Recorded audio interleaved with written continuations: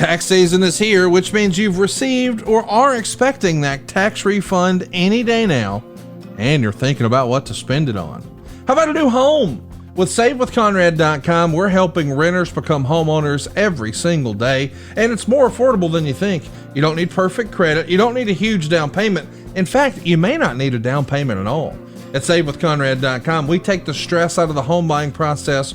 We'll determine your buying power. We'll even help you find a realtor.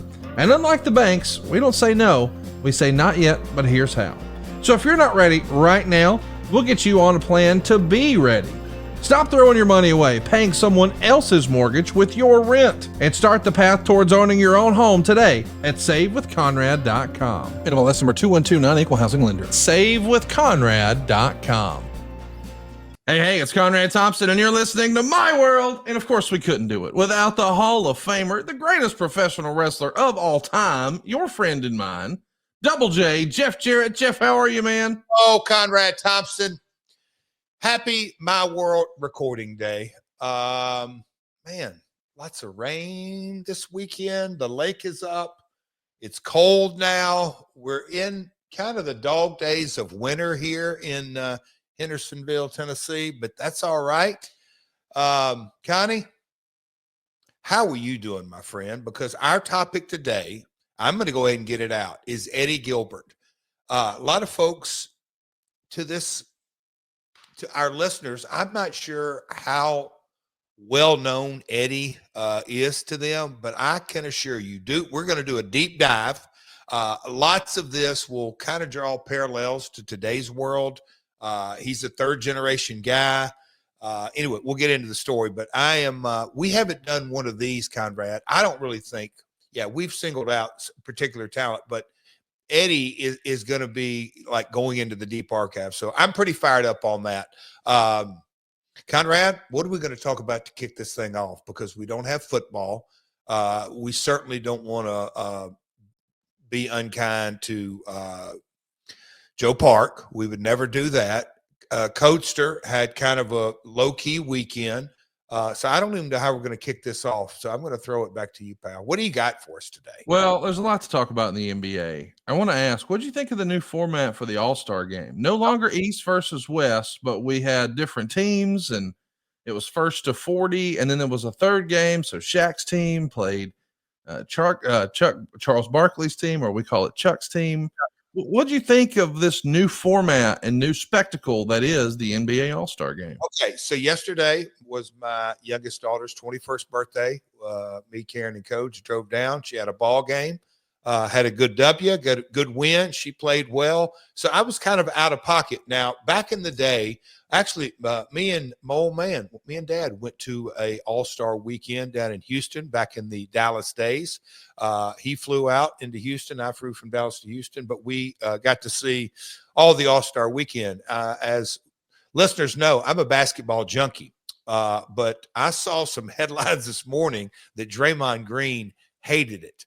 I watched the dunk contest Saturday night. I watched the three-point contest Saturday night. I love those kind of, the skills. That has never been, and I know it's almost like a time filler or it's a opening match or a mid-card kind of deal. I know there's a little controversy in this, but the new format, Conrad, I don't even you're going to have to help me understand, and it's been an issue for a long, long time, in my opinion. It's just been kind of guys get out there and they don't try, and why should they?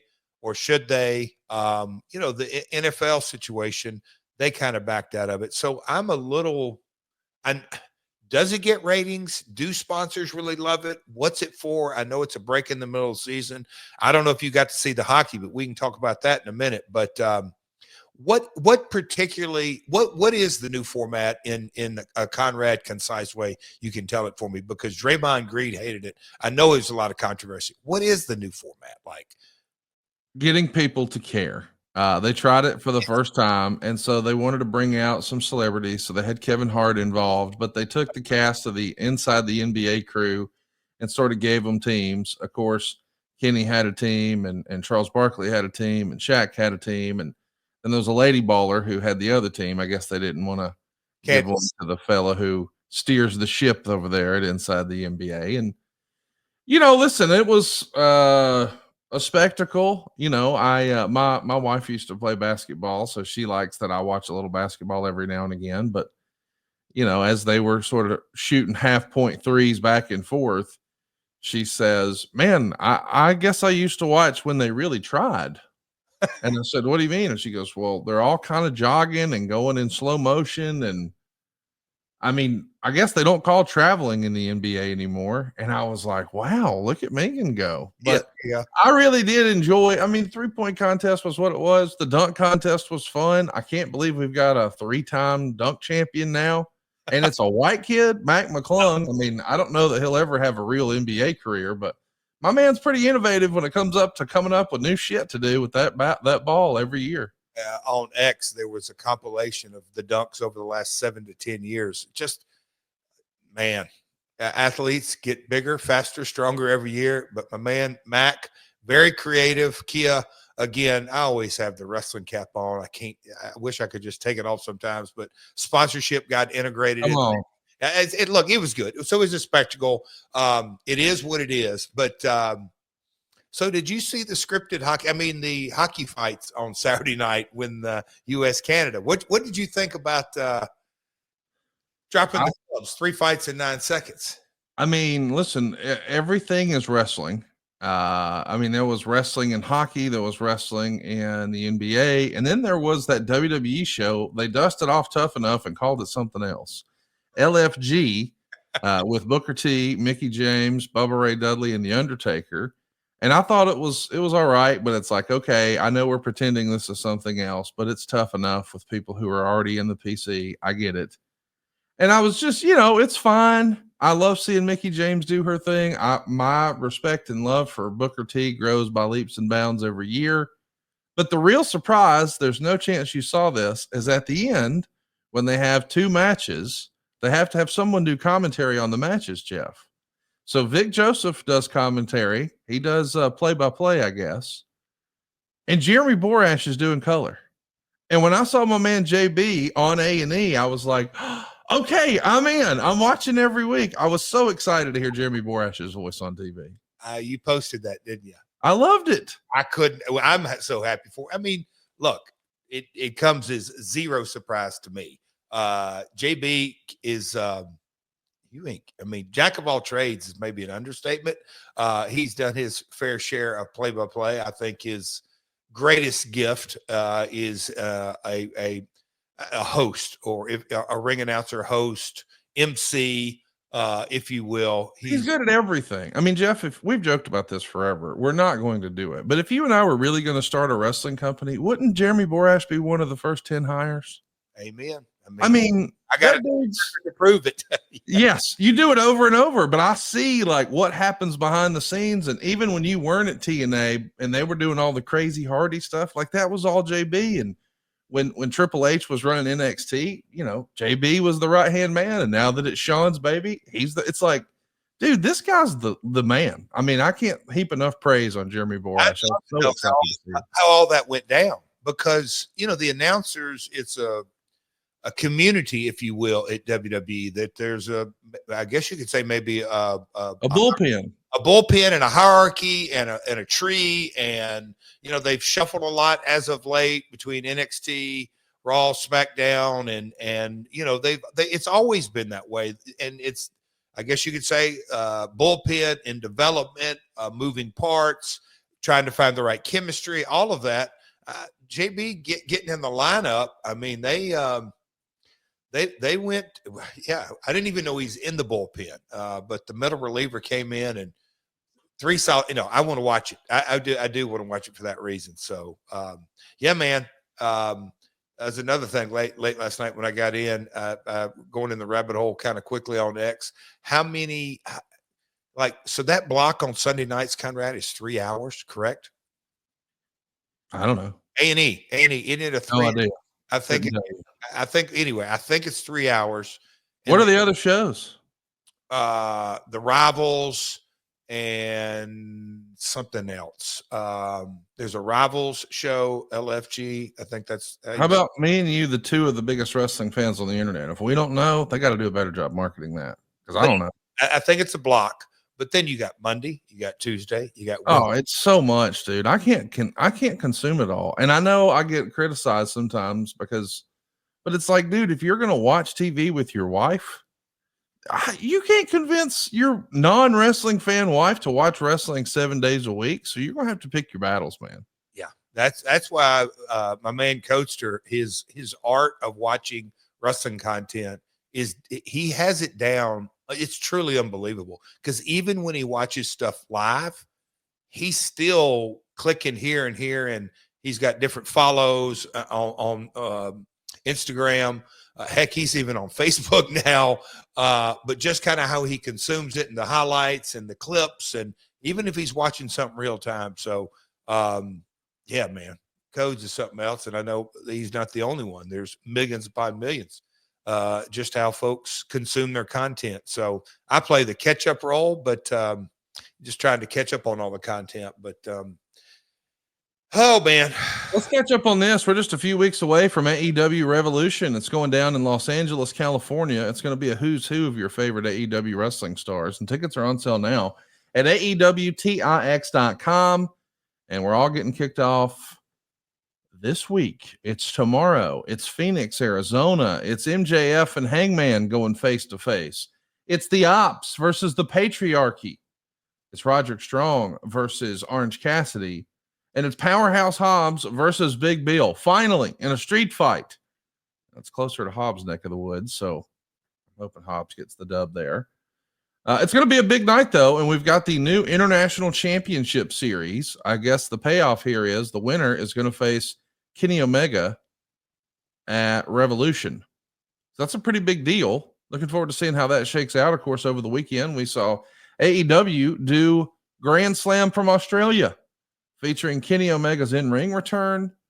Toni Storm wins back her AEW world title. We saw Harley Cameron take over the internet. Man, she's in the hearts and minds of every wrestling fan with that puppet. You never know what's going to get over, but there it is, boys and girls. And the fans singing along to Cope's theme song, his old WWE theme song when he was Edge. They know every single word.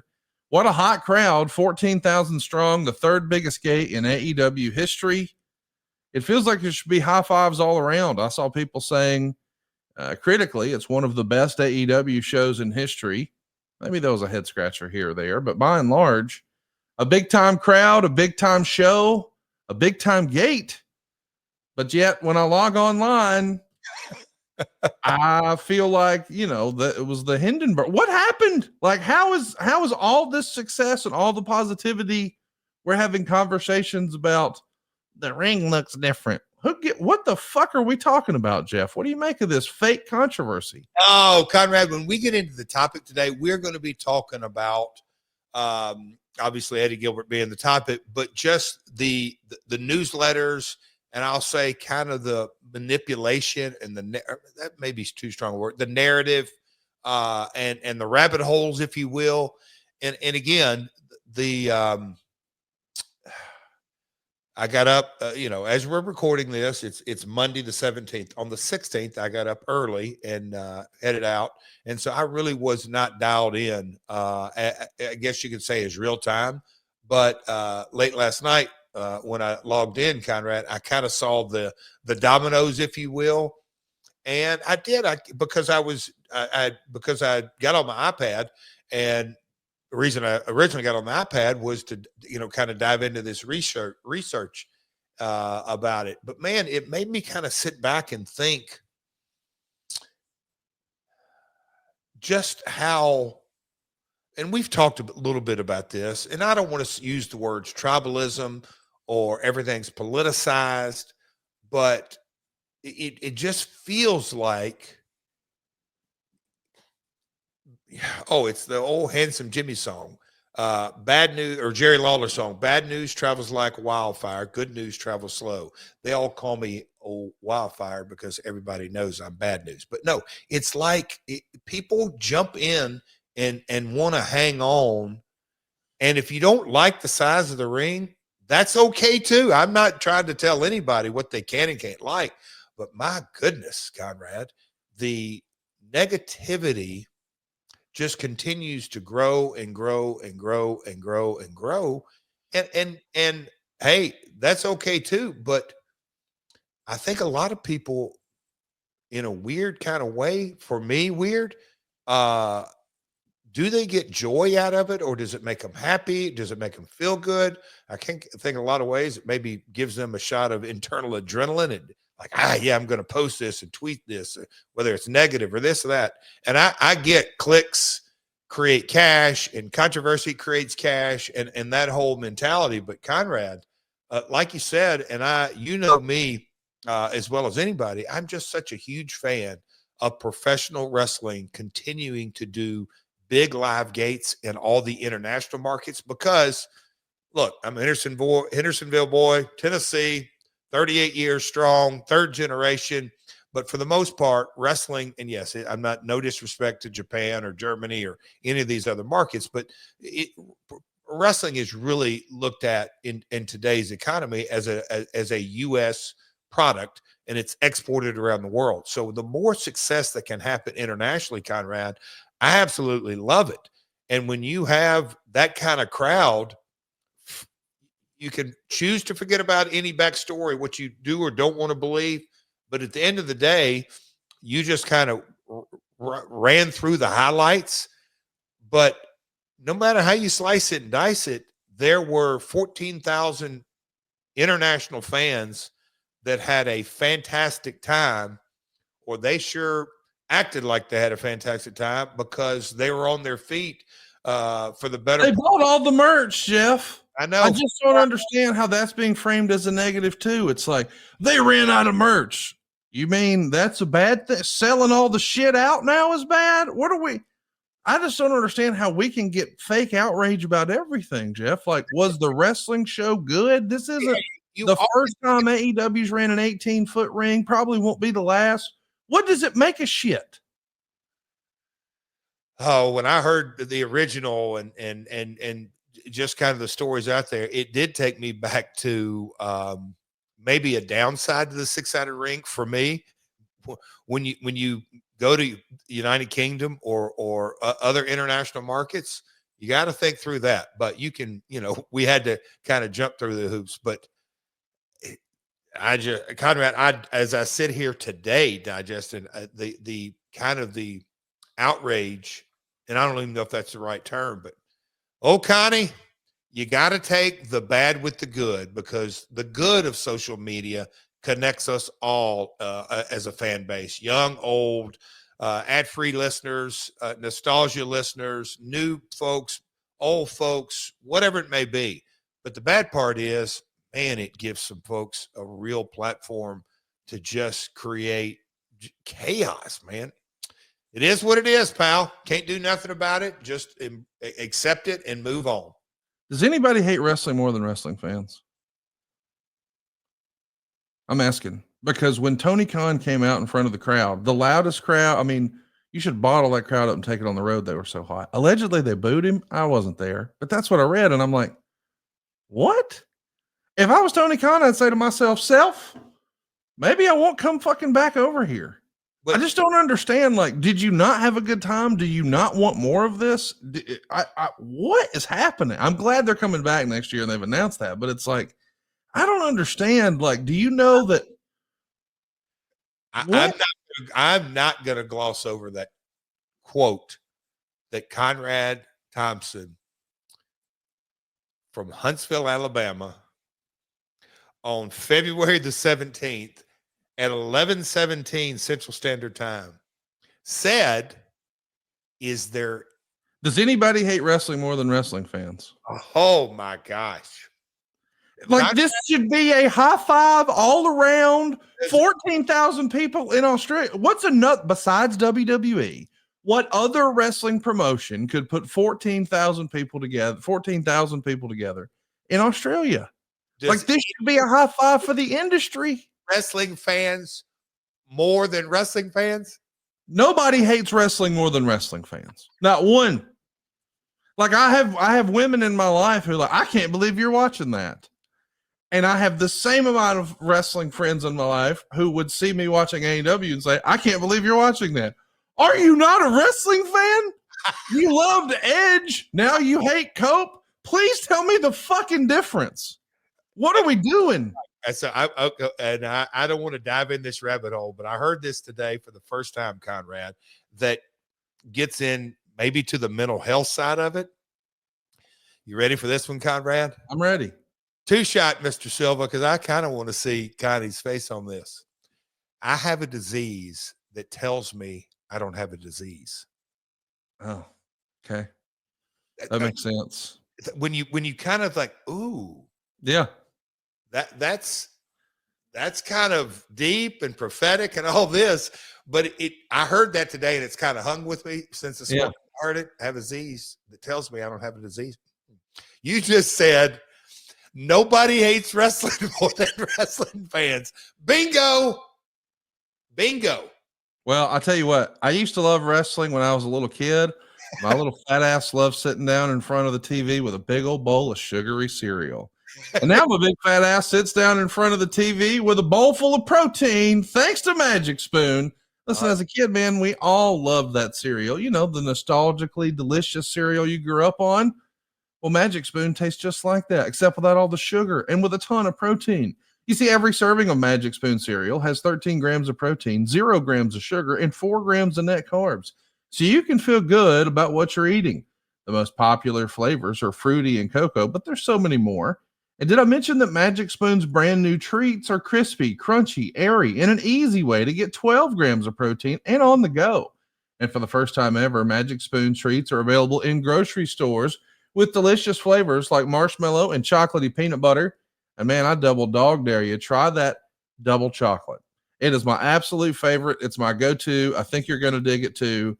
It's finally a protein snack that tastes good and you can feel good about eating because it tastes like the ones that mom used to make. You know the ones. Get $5 off your next order at magicspoon.com/myworld or look for Magic Spoon on Amazon or in your nearest grocery store. That's magicspoon.com/myworld for $5 off. Magic Spoon. Check it out. You'll be glad you did. And listen, I know I said you can get it in the grocery store, but it really helps the show and it'll be cheaper for you if you go right now to magicspoon.com and use our promo code MyWorld. Connie, peanut butter's in first place in the house, just FYI. Okay. We kind of tried to trick codes and try to slide in a little protein out there. So any of my protein listeners out there that want to pack some protein, Magic Spoon's your go-to. But peanut butter, it's in first place in the Jarrett household, just as a little FYI. Magic Spoon, promo code MyWorld. Check it out. You'll be glad you did. So, Jeff, I thought the matches were great. I thought it was a very successful trip for AEW to Australia. I mean, it's your third biggest gate ever. How's that negative? By the way, I believe that means it's only behind All In London twice. High fives, boys and girls. Business is good for AEW, despite all the silliness you see online. I don't understand it. I do want to spend a little bit of time talking about our man, Eddie Gilbert, because you said at the top of the show that you felt like, or you weren't sure how aware the mainstream wrestling fan is of Eddie Gilbert. And I don't think they're very familiar at all, Jeff. In fact, I myself am not all that familiar. I've heard all the stories. I've seen some things from Memphis on TV. I've seen some clips. But what we hear over and over and over pretty consistently is that this guy had an incredible mind for the business. And there's no telling what he could have done in the business if he had his head on straight and he didn't lose his life at such a young age. But you are a dyed-in-the-wool Memphis guy. Literally, you know, that's your home state and your home territory and where you cut your teeth. What can you tell us about what you remember of Eddie Gilbert when you're first coming up and you're first starting to pay attention and rubbing shoulders in the business a little bit? Tell me about the reputation Eddie Gilbert had back then and the impression he made on you. Oh, man. Connie, you just coming right out of the gate. I've got to give the 30,000 viewpoint. At the end of the podcast, I do want to go back to where I was when I found out of Eddie's passing, the phone call that I made to his father, and how I found out in technology, which is Karen gets aggravated at me. I can't remember some things here of the recent, but give me a wrestling story. Oh, I'm going in deep on that. But, you know, I enjoyed my time reading this research. And I mean, I'll tell you, a lot of fond memories, a lot of things that I had heard back then, I didn't really understand. Also, the situation which ultimately took Eddie's life, on how far not just the wrestling business, but I think society has come with the um, and I want to touch lightly on this, because if you're an addict or an alcoholic, you're the only one that can decide if that is true. But the set of circumstances, just how hush hush things were, how things were treated. But on the bright side, Eddie was a creative mind. The conversations that I had with him when he came back in, when I'd had a couple of years under my belt, and him getting to share with me how he viewed my father and kind of the history of my father and what there's some parallels there, because Eddie ultimately wanted to be a creative guy and love wrestling and love in ring, and shit, he was damn good at it. But his ultimate goal in this industry that Eddie shared with me was on the creative side. He was an early newsletter guy that I had no idea about. And I know that, Eddie, being the son of a wrestler, and his perception on newsletters and the things that just by osmosis, or how my father and Lawler viewed Dave Meltzer, Wade Keller in the early years. I'm talking late 80s. They weren't fans of, quote unquote, a guy in a newsletter exposing the business, just that complete old school mentality. But me getting to know Eddie, in those late 80s, and him having a completely different perspective, and the David Woods era, which is a television guy out of Alabama, and me hearing, I'll call it kind of the Eddie, Doug side of it, and then hearing the Lawler and Jarrett side of it, and kind of doing it on my own. And those were a couple of times that I did, okay, so let me hear kind of the newsletter side of it. But all in all, Eddie's a guy that grew up around the business, and my very first, I guess you could say, the very first time I heard the words of Eddie and Doug Gilbert, and Doug was, Eddie's little brother, but it was through the stories of Eddie's father, Tommy Gilbert. Tommy Gilbert and Eddie Marlin, my stepmother, helped raise me in a lot of ways. So her father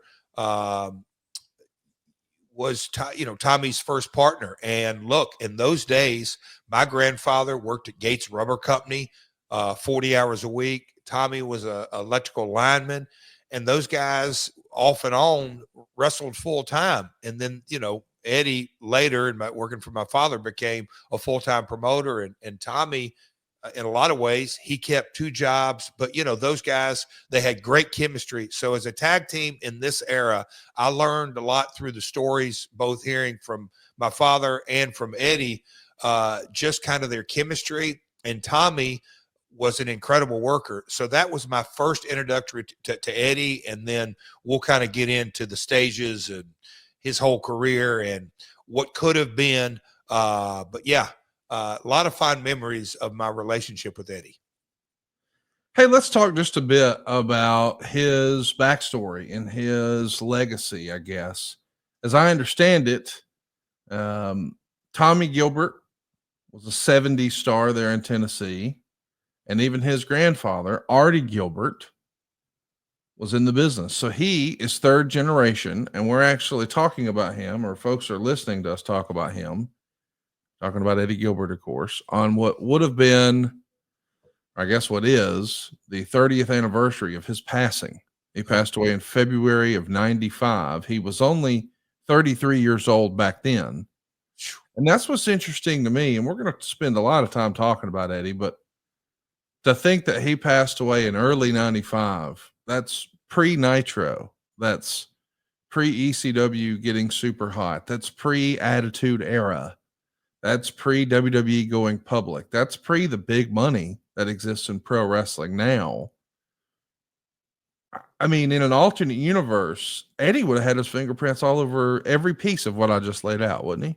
Oh, that's what I'm saying. He's 33, broke in late 70s. And look, here's where almost on kind of a jumping off point, and there is some clips online of Eddie having a match with Tiger Mask for the WWF.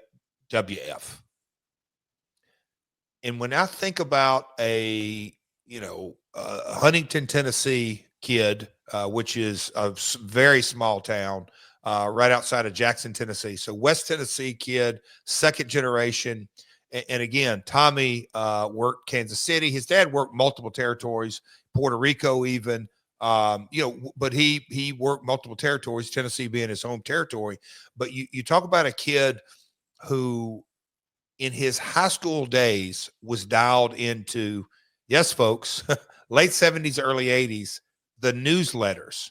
One of his earliest acquaintances is none other than, my name is Paul Heyman. Back in those days, Paul E. Dangerously. But they go way, way, way back to the early 80s. And, Eddie went to New York.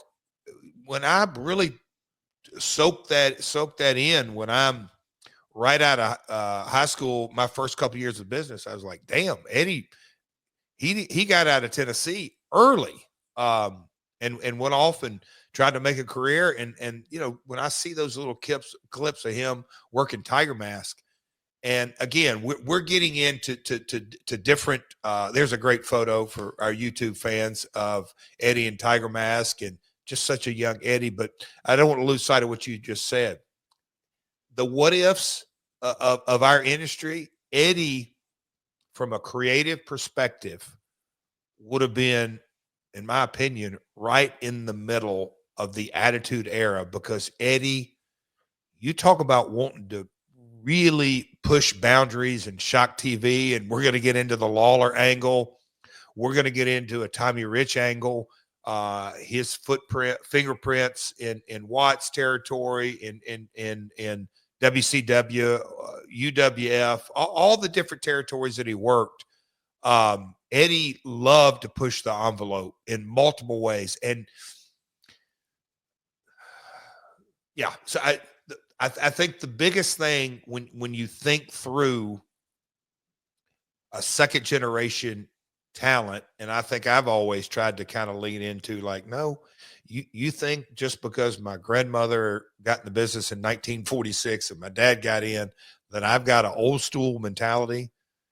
I just don't. I was, wherever I came up with the belief, I was always, and maybe because I was so anti, just because you did it this way doesn't mean it works this way today, Dad, or whoever it may be.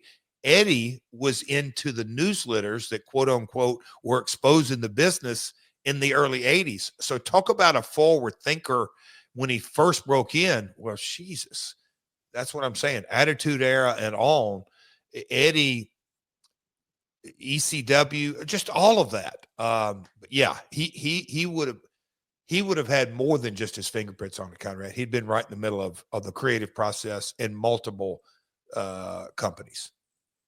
Let me ask you about that. You mentioned that he sort of embraced the newsletters. I know that, back in 1979, when he was breaking in the business, that really wasn't, it's not like it is today, where you had all this easy access to information. It's not even like it was in the 90s, where there was a larger contingent of quote unquote smart fans and a little community of people who read the Torch or people who read the Observer. But even in 79, he was entrenched in that smart fan world and saw that as an opportunity. How do you think? I mean, was that a big risk in 79? Because it feels like, again, I can't pretend to know, what his raising in the business was like. But most old timers would have been like, boy, don't you talk to him? That sort of negativity about that. Why do you think Eddie was able to do that without criticism from within the family? Or do you think he just endured that? That's why kind of loved like when I did the reading the research and this morning at the gym doing cardio, even this morning before I headed out to the gym, I was thinking about this podcast recording because it is almost as if people that are I don't know everybody who, but there's some guys that can't even fathom how the industry like oh my God, 18 sided ring or whatever it is. I mean, the amount of different rings that I've worked in, and you get in the ring and you check the ropes and you walk all over it the most you can and find out bad spot, good spot, bad spot. Like that is and I know it's a different era, but we're talking about in 1979, 80, and 81. In 86, when I broke in, Conrad, heels and baby faces did not ride together in this story. Now, yes, WrestleMania and the New Jersey law case, and hey, we're scripted entertainment, but just kind of what Eddie grew up in, heels and baby faces and kayfabe and a very secretive business and all of that stuff. But yet Eddie thought differently from day one.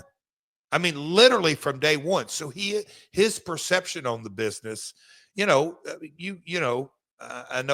a lot of folks as we're,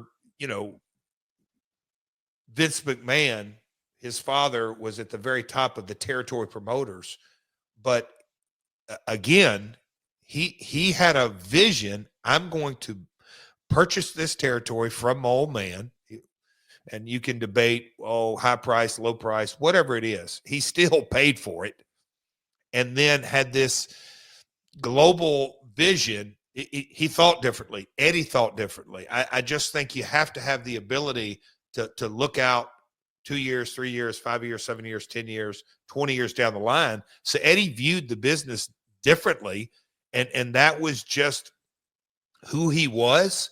And yes, his father, and look, I'm not going to speak exactly for Tommy, but just the nature of the beast, you vehemently opposed. I chuckled to myself for the first couple of years when I broke in. I probably thought Dave's first name was Effin, because that's how Lawler referred to him. That Effin Meltzer, that Effin Meltzer. Now, he may not think that today, but it was just the sheets were 4-letter words, but yet Eddie viewed it differently from day one.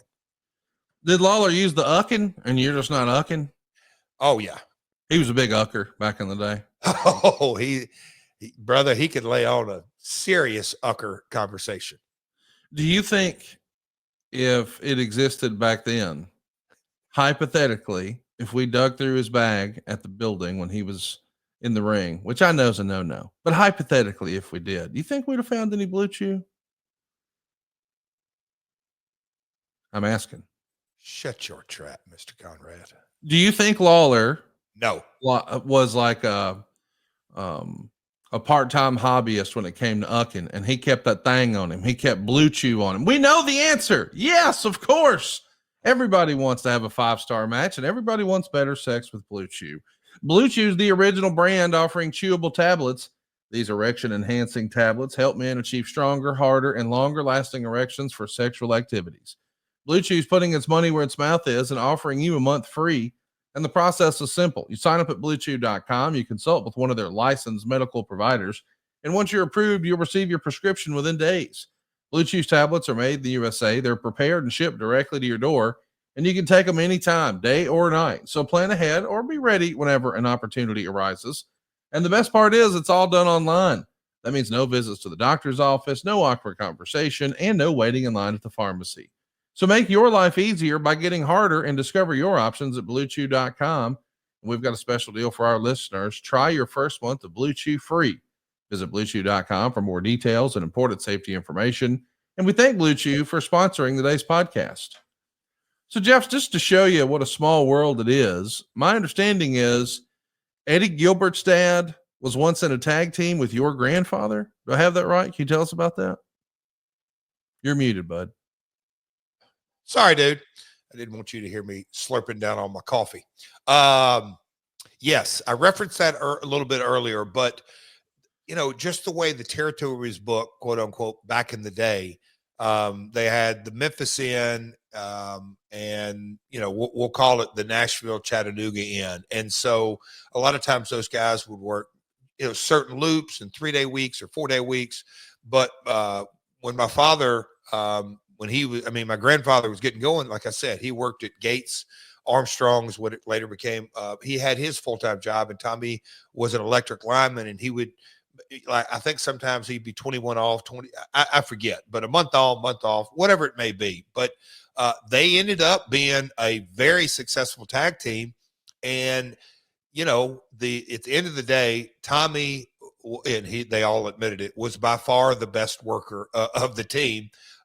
Eddie had I'll call it a kind of a all shucks, easygoing kind of guy. But when you got Eddie mad, and this is a shoot, he'd forearm the shit out of you. He would knock your ass down. So they had a good, very good chemistry as a tag team.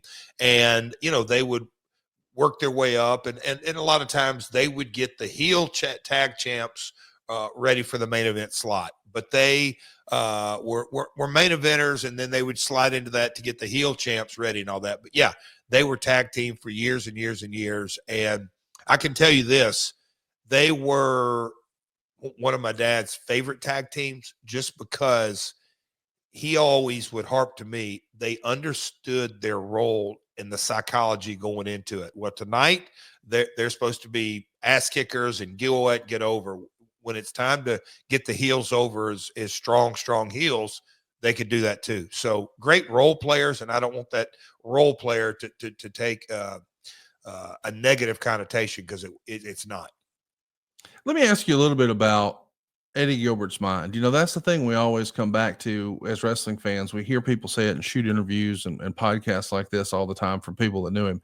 Oh, he had such a great mind for the business. And my understanding is, as soon as Eddie figures out the way the business works and like what a booker is, he gravitates to it and says, hey, that's what I want to do. And allegedly, he fantasy books a wrestling show and actually puts it in a format like they would use on TV and gives it to your dad from feedback. That's what I've heard. Have you heard that? Is that really the way this came to be? So when, again, we're going to get into it, whatever it was, 80, 90, whenever me and Eddie worked, that would have been 90, whatever, 91. Anyway, 90, 91, 92. We'll get into those years. But when me and Eddie, I'd been in the business several years by this point, and we were more peers at this point, as opposed to me being the, baby, the young kid, or because Eddie was seasoned. Eddie had, he was 10 years older than me, around that, maybe not quite that many. But once we got in working together, that's when he got in, and we spent a lot of time together. You go to a spot show, and on last, you're there at, I don't know, 6:30, showtime at 8, whatever it is. You got a lot of time in the dressing room. And that's when Eddie, I began to, really understand his goals and aspirations and how he viewed things. And I was old enough in the business to pick his brain and ask him different questions. But he would often tell me stories because, he knew the ins and outs of how my father really came to prominence as being a booker. My dad booked Memphis. Look, and I think this is debatable. Is it 2 years? Is it a year and a half? Was it really just a little over a year? But it was considerable time that my dad was booking. He would write out the TV and the finishes and how he thought this promo should go and that promo show. He'd give it to Roy. Roy'd go down and execute it, and my dad would be there as a talent.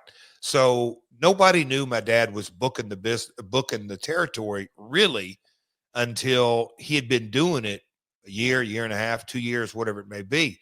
And so when Eddie's breaking in and my dad he saw some of himself in Eddie, that, okay, here's a guy whose real goal is to be the booker. My dad said it, I don't know how many times, and we've talked about this, and my grandmother too. My dad promoted shows as a high school kid first. So when he started wrestling, he knew in a way, okay, I'm taking a pay cut from being a promoter, but his ultimate goal always was to be the promoter. Yes, he loved wrestling. Yes, he loved booking. But again, he wanted to end up owning the whole ball of wax. He saw Eddie's ultimate goal is to be a booker. And when he would format these shows and lay them out and this and that, my dad, he just loved it. And look, whether they were great or horrible, that wasn't the point. My dad would give him constructive feedback to try to teach him and mentor him. And that's where, when I heard those stories, I just thought, wow, that's pretty cool. I just, a lot of respect for the entire situation on both sides. We should mention that when Eddie first starts his in-ring work, he's going to be a white meat babyface for the first 5 years of his career. He's working for the World Wrestling Federation in 1983. He gets in a car accident. He's going to come back to Memphis in 1994. He's grown a beard to try to cover some of the scars on his chin from that car accident. And the first idea they lay in his lap creatively is, well, a stand-in spot. Of course, your dad had helped create the Fabulous Ones, or as we call them for short, the Fabs. And that was Stan Lane and Steve Kern. Well, they've left for the AWA. Your dad's not too happy about that and says, well, shit, I created the Fabulous Ones. I'll do it again. And he creates the new Fabulous Ones. It's going to be Eddie Gilbert and Tommy Rich. And this does not work. But this failure represents an opportunity, because when we're going to break this team up, this proves to be the first chance that Eddie gets to play the heel. He's always been the baby face, but now he's going to turn heel, and it's going to become one of the more memorable angles in Memphis during this period. What can you tell us about Eddie splitting from Tommy Rich in this new Fabs angle? Here's what, oh boy. I mean, it's like some things never change, but when you hear the story of the Fabs, not the original Fabs, Stan Lane, Steve Kern, and look, I heard it out of the originator, the creator's mouth. He told me, look, son, here's what you really need to drill down on this. Cause I was a huge Stan Lane, Steve Kern fan as the Fabs. I mean, Corvettes and music videos. And I mean, they were just super red hot. And that's my, freshman, sophomore, junior year in high school, all this. Connie, I was a huge Fabs fan. But when my dad would tell me the creation of it, and later in my USWA career for a stint, I was the Fabulous One, Jeff Jarrett, because I'm like, hey, man, I want to give this a shot. But because my dad, when he laid out the entire kind of plan from the original Fabs, the story was Jackie Fargo, the legendary, I mean, he was the Lawler of this era before Lawler. It was, when you kind of look in the lore of it, Fabulous Jackie Fargo and then Lawler. But my dad worked with Lawler to make him the king. That was just it. But anyway, the entire premise of making Stan Lane and Steve Kern Night as the Fabulous Ones were, they put them together. They were two singles that weren't really going anywhere. And he said, hey, let's make them the Fabs. And at the right time, have them turn on Jackie and beat the shit out of him. And then all of a sudden you're going to have real heat and you can team up. Fab can go Lawler. Jackie Fargo can go get Lawler, can go get Dundee, can go get whatever. But that's the story. They got over so good. It was not a chance in hell they were going to switch him heel. So they ran it. And then all of a sudden Vern comes calling for more money. And of course, Stan and Steve go, shit, yeah, I'm going to make more money. And they go up north. That's the story that my father always told me. But his lesson that he wanted to tell me is, I don't give a shit what kind of plans you have. You make sure you understand what the audience wants today, not yesterday or what you think they're going to want. Listen to the audience today. And so that was the story. So here comes, okay, those guys leave. All right, I'm going to make me a new set of Fabs. And look, I can switch them both heel. And then as we see the story here, it was a natural. Tommy Rich, not until a year or two later, because Tommy had been a babyface his entire career. But the natural kind of setup here was to do the heel turn with Eddie. And I'll let you kind of get into to the layout. But when they did the angle in the studio, I can remember Randy West, who was my dad's brother-in-law, who was the production guy, him telling me a story coming back from Memphis on how well done it was executed. When he's telling stories coming back from Memphis, and by this time it was 3 or 4 or 5 years later, but the storytelling part of it is what I remember Randy telling me, and also Eddie telling me that, look, you got to bite on the story. You got to tell a story. You got to tell me. That's ingrained in me from day one. It still sticks with me today. But the storyline of the Fabs never getting over, that wasn't a shock to anybody internally.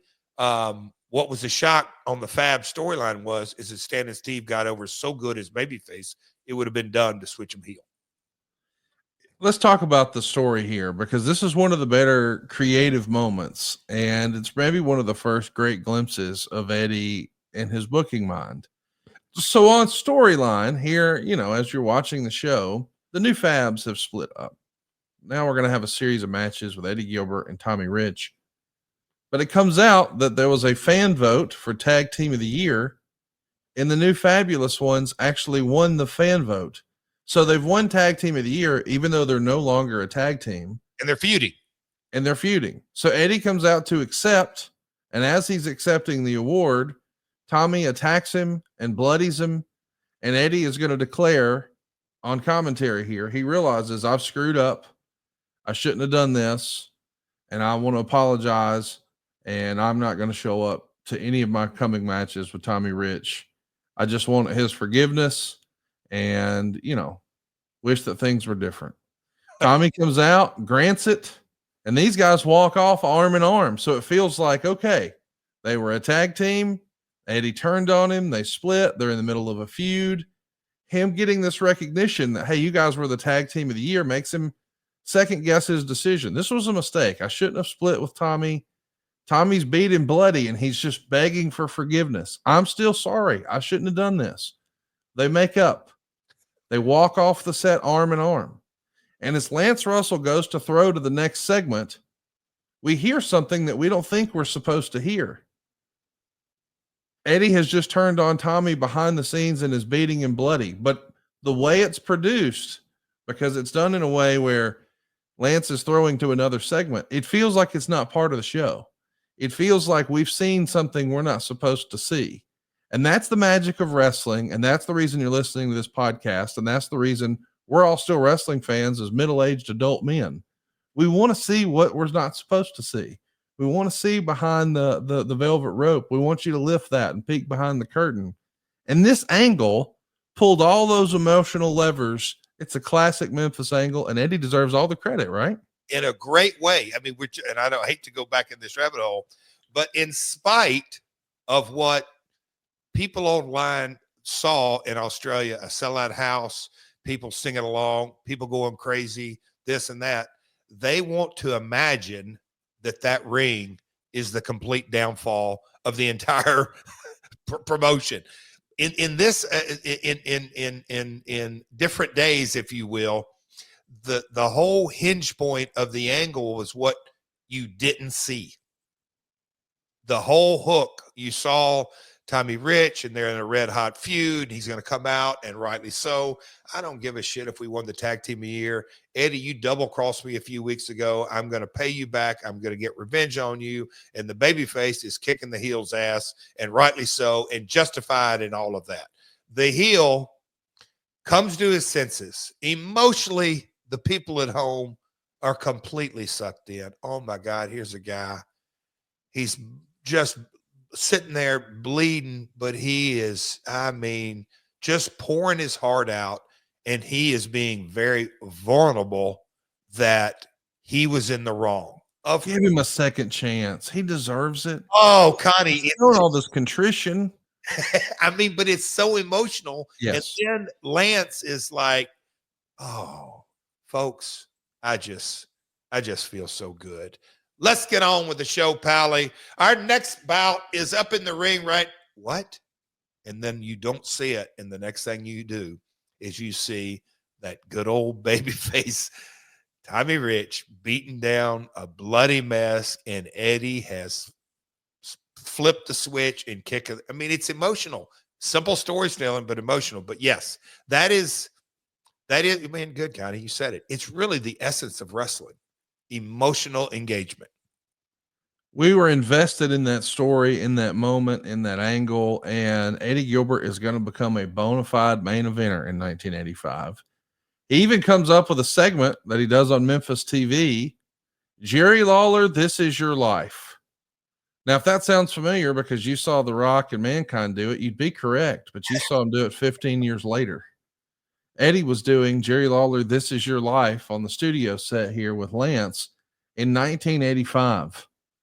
And most of this stuff has become tape trading legend, in the 90s when everybody, started to really get into tape trading. Some of Eddie's stuff that he was doing here in Memphis was near the top of the list. And it's been speculated for a long time, Jeff, that he was next in line to be the booker in Memphis. He wanted to do that. We know it didn't happen.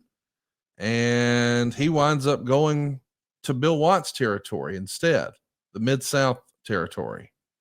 Do you remember ever hearing about why Eddie never got a chance to book? Was it always going to be the Jerry and Lawler show, and therefore there just wasn't a spot for him? He had to go do it somewhere else. Now, look, I look, 85, I broke in 86. So Yep. it wasn't like top of mind, but I wasn't that far removed, but again, a young kid. So hearing the different stories of the mainstays, and obviously my father and Eddie and Lawler and all this, now here we are 30 years later. And look, you just kind of looking at the chess pieces. At the end of the day, because of the nature of the relationship and the business structure, the real bookers were going to be either Jerry Lawler or Jarrett.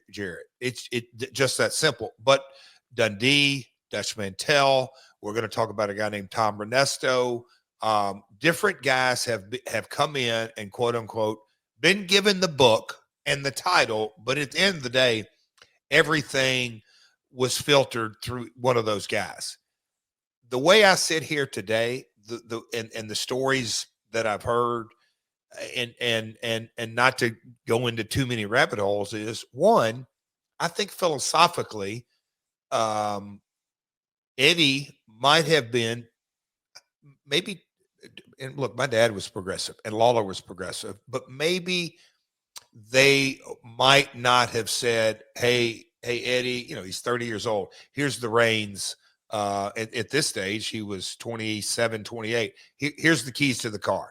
I don't think they felt comfortable in that. I also am aware that Eddie's demons were not out of control, but they ebbed and flowed during this time. So I just think it was not any one thing, but they weren't ready to give the keys to the kingdom to such a young man, no matter how talented and creative he was. I ask this with peace and love and as respectfully as I can, but I am genuinely curious. When you say his demons, was Eddie drinking when he was in Memphis? Was he known as a prolific drinker, or was there something else? Something else. And it was a I didn't really find that out till, after his passing. And during that time, I didn't have a clue.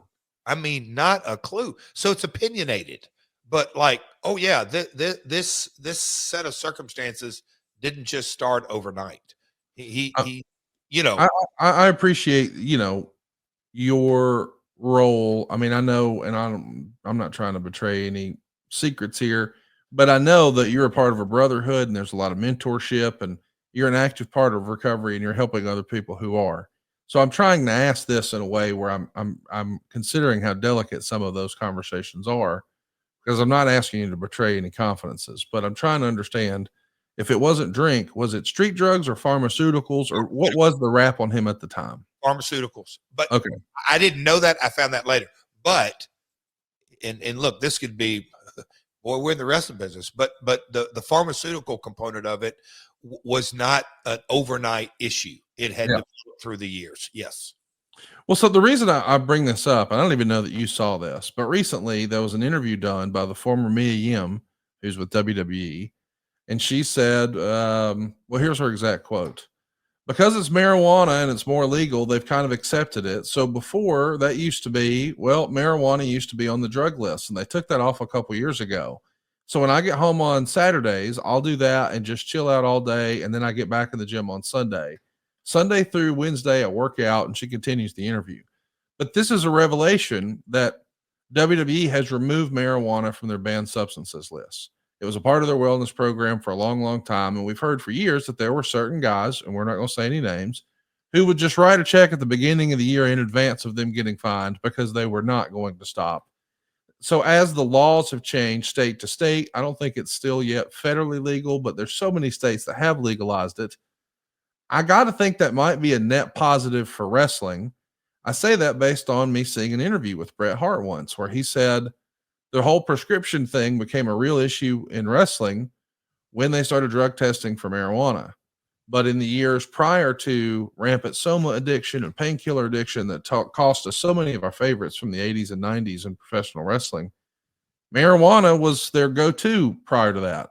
And we've all heard that after the matches, the guys will get a case of beer and, it's in the back seat and they're beering the guys in the front. I mean, we know that was just part of the business. Should they have been doing it? No.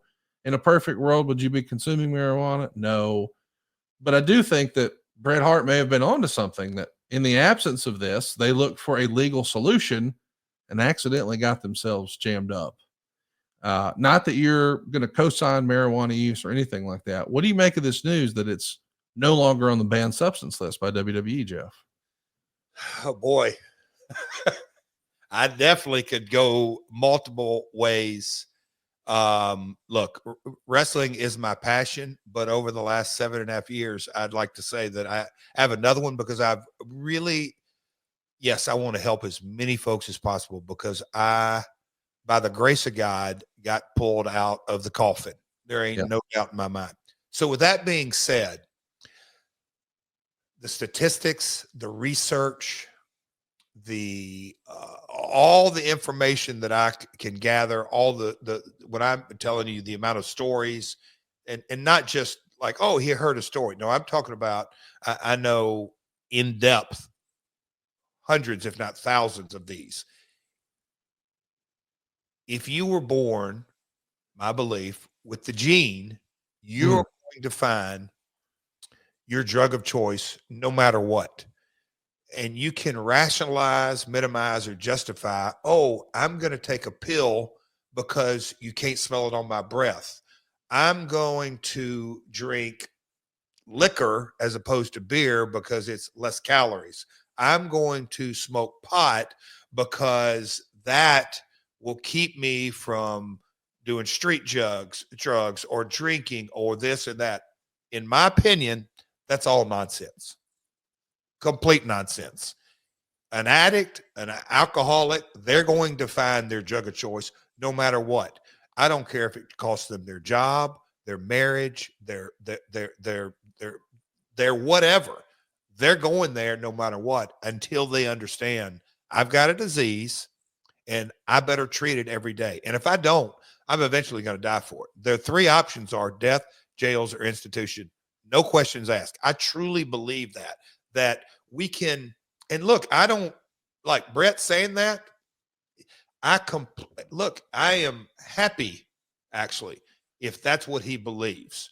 And there will be people that will say it that haven't experienced the disease of addiction and alcoholism, and they're going to have their beliefs.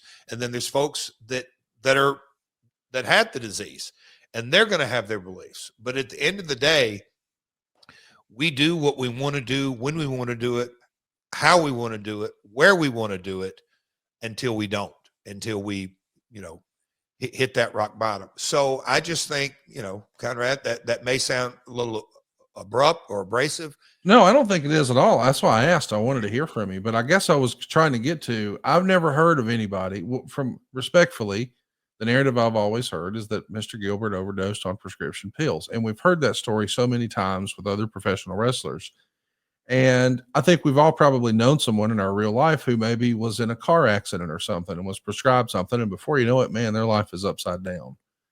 Respectfully, I've never heard that about marijuana. Hey, man, this guy smoked too much weed and just didn't wake up. And that's how we lost Mr. Perfect or whatever. But we've heard so many times where guys become sort of street pharmacists. Well, one ain't doing it anymore. I better take two. Well, two ain't doing it anymore. I better take three. And before you know it, man, we're in a bad place. That seems like something we heard all the time, but we never really heard it about marijuana. And I guess what I'm trying to figure out is, was marijuana a part of the Memphis scene? Or, and I'm asking that because I've heard Road Dogg do interviews where he talked about your dad being sort of, not your dad, but Jerry Lawler being sort of on his heels about, wow, these guys smoke marijuana and they drink beer, because Jerry was a teetotaler. He didn't do anything. So if there's nothing happening in the territory at all, I'm wondering perhaps did Eddie, because if you smoke marijuana, you smell like marijuana. If that's going to affect his upward mobility because they perceive him as not being reliable or whatever, would he have turned to prescriptions? Because normally when we hear about these prescription challenges, that happens from people who had that crazy touring schedule that Vince McMahon put down, where you're on the 5 a.m., 2,000 miles every morning, every night of the week, or so it feels. Do you think that perhaps Eddie got into pharmaceuticals because Jerry Lawler was such a teetotaler and marijuana was so evident, if that makes sense? So I have zero, obviously no proof, but I've heard two versions of the accident in New York. One, pharmaceuticals were the cause of it. Two, after the wreck, pharmaceuticals became the issue. I truly have no idea what the truth is. I don't think anybody will really know. But no, Conrad, I don't think the Memphis territory could be rationalized of any of that, because look, I was not, I'll tell you, I was never a pot smoker. I hate smoke, cigarette smoke or pot smoke, but I was never that. But like, it's prevalent in the territory. Oh God. Yes. Not like it is today, but yes, you go to hotel rooms and we're all staying in same hotel on the Loop and all that. You see the guys go, and whatever hotel it was, oh, they're back behind the pool. They'll be back. I mean, that's the nature of the beast. Well, that's really what I was asking, because earlier when I was asking, hey, why don't you think he ever got an opportunity at the book? And I know you said ultimately it's going to be filtered through them. It's going to be their call. That's very Vince McMahon like. I get it. It's their territory. It's their business. They make the call. Just like with Tony Khan and AEW. I get it. But I was curious when you said, however you phrased it, about, he had some challenges or he had some demons or whatever. I didn't know what Lawler's perception was of marijuana back then, because I know the perception has evolved. I mean, in my lifetime, people used to call marijuana users, oh, he's a damn dope head. He's a dope smoker, blah, blah, blah. It's just not nearly as strong as it used to be now. But in the South, once upon a time, people had some pretty strong opinions. Oh, he's on those marijuana pills or whatever it may be. You know what I mean? Oh, big time. Oh God, I just had to train of thought. Oh no, I think if you look again, I don't have proof because my dad's not here and Eddie's not here. I think at the end of the day, why did he never get the book? I think the number one reason by leaps and bounds was his age. I mean, he in 86, 87, he died at 33. So he's late 20s. That just wasn't happening, in my opinion. We got to ask about this other piece of business that I don't think a lot of people know about. But when Eddie Gilbert goes to work for Bill Watts in the Mid-South territory, he's hitting it pretty good as the UWF gets going, because we've renamed it Mid-South and now it's the UWF, the Universal Wrestling Federation. He's starting the Hot Stuff International stable. And there's a storyline where he's going up against John Tatum, and John Tatum's valet and real life girlfriend is Missy Hyatt. And on television, Missy Hyatt is going to leave John Tatum to be with Eddie Gilbert.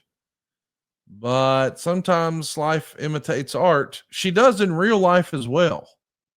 Now, of course, there's a more famous example of this with maybe Brock Lesnar or Mark Mero or Sable, or maybe Nancy Sullivan and Kevin and Chris Benoit. But is this the first time you remember hearing about something like this in the business? Because I'm sure it's happened before, but this is the first instance I know of like this, right? Like this is another one of those moments in Memphis that Eddie and Missy, and I don't know, but Lawler goes, Tatum and Missy, that was a shoot. Conrad, I wasn't smart to the business. I thought that was a total work. I did again. I'm a young, upcoming wrestler in the Memphis territory. I didn't know what the hell was going on with Dallas and Watts territory and whether what was real and wasn't real. I just thought Missy Hyatt was John Tatum's valet. Only later did I find out, oh, okie dokie now. That got real quick, and now Eddie and Missy are together. I had no idea. I want to ask you about this. We know eventually Eddie gets the book. It's his first real booking job. It happens in early 1987 for Bill Watts UWF. He's going to replace Ken Mantell, and almost immediately Watts sells out to Crockett. So now Eddie's going to go on TV and cut some very pro UWF promos on TBS. And according to the rumor and innuendo, those promos are so good and so strong that it pisses off Ric Flair for real. It just rubs him the wrong way. That's the narrative that's out there.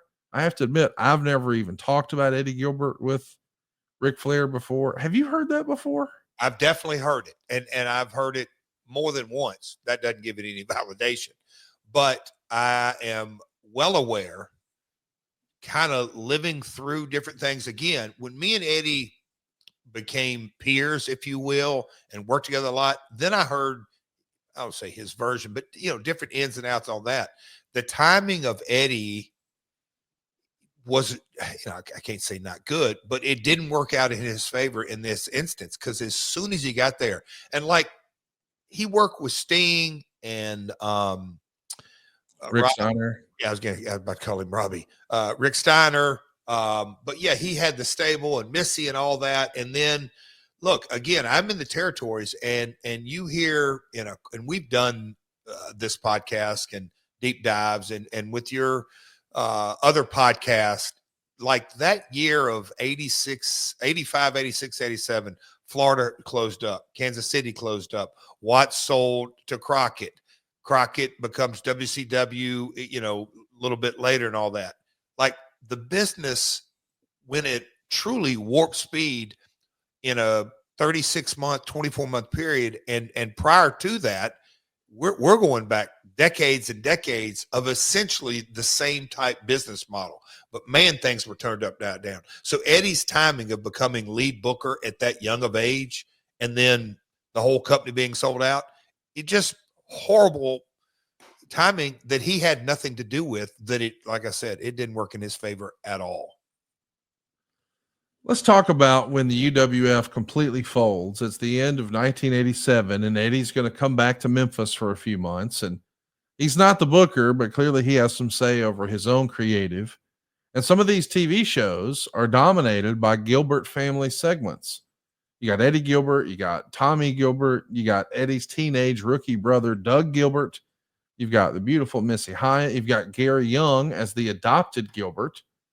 And even for one show, Missy's child beauty pageant contestant niece. So this is your opportunity to work with all the Gilberts. What were your impressions of the Gilbert family in this presentation? That was, okay. So this is 87. This is when I found out during this time that Lawler's like, no, Missy and Eddie are really together. And she really was with, I'm like, wow. Missy in Memphis, you can imagine instant heat, because again, Eddie would come back during stints because Memphis was home. He just lived 100 miles right up the road off 40. That's where they came home. But Doug, I think you just called him Dougie, but Dougie breaking in, and God, me and Doug still buddies this day, and he'll come up, and he worked a lot of shows, but we've had a lot of fun together through the years. But that was my first, it was, my grandfather was the figurehead promoter. I also promoted spot shows, but just because of the soap opera dynamic, if you will, storytelling, you had Eddie and Missy and the young kid, Doug, coming along, and then Tommy, kind of the senior statesman, and his history with my grandfather, and Eddie's relationship with Lawler and storytelling. It was good TV is where I'm going with it. Lots of arms and legs. Let's talk about the first time you get to team with Eddie Marlin. I mean, this is your grandfather, and you're going to get to team with him against the Gilberts. Was that a fun thing for you? I mean, what an opportunity to be able to share the ring with your fam like that, right? Yeah. And I go, I think it was going in, when I found out I was going to the WWE Hall of Fame, which would have been January of 18. And then, the induction wasn't till April, if you will. But knowing that they were coming to the house, and before that, I had two things hung up, and Karen's like, hey, we need to at least, that they want to film in the house of some of your memorabilia. How do you want to do this? I said, well, let's just put a few things up. Anyway, going through a lot of pictures, and I've still got some of these pictures out.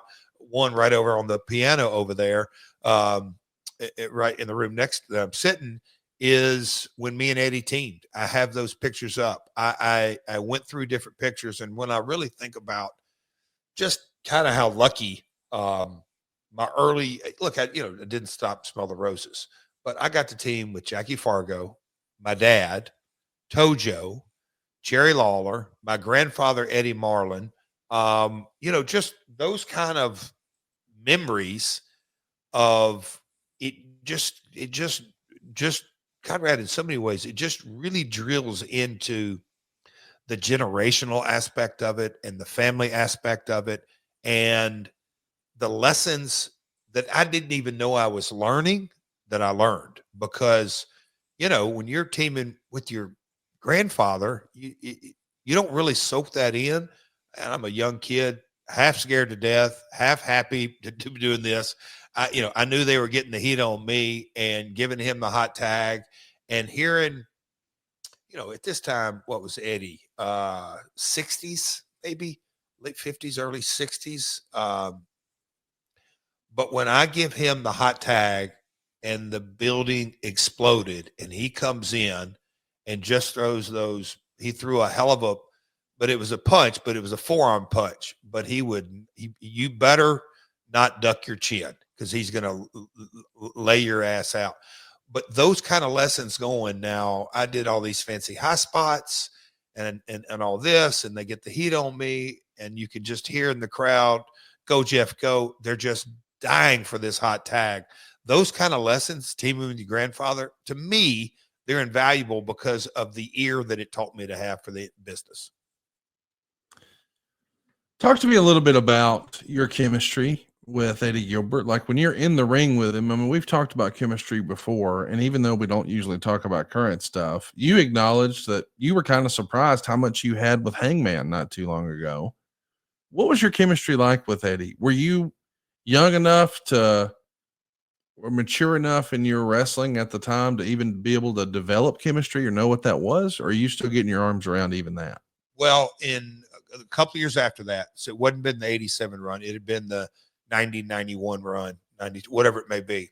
I'd been working 4 or 5 years, and I began to understand who I was as a talent. And then the folks that I had chemistry with are the guys, and I'm glad you brought up Hanger.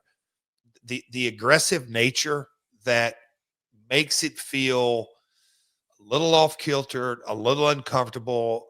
Certainly the dance is a little rough, but listening to the people, and Eddie was one of the early guys that kind of taught me about, because he taught me how to do the 30-minute Broadway, like, the psychology of it, and some different pivots you can do.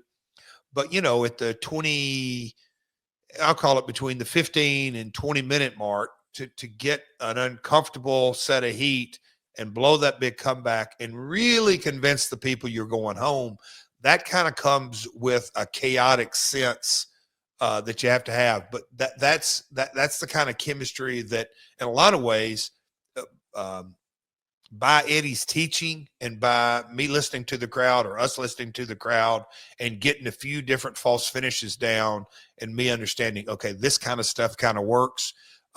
He was an early part of me understanding shit, Conrad. In a lot of ways, he was a part of Eddie, God rest his soul. He was getting me to understand what chemistry really meant. I think is an easier way to say it. Understanding is really what it's all about. I have to admit, when it comes to business, I've paid my fair share of stupid tax along the way. We all do it, but that's how we grow and we get better. But when it came time for me to grow my business, well, I had to kiss a few frogs along the way. So I'm here today to share how you can learn from my mistakes.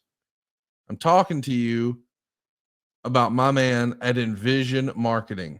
I'm talking about Eric Nichols.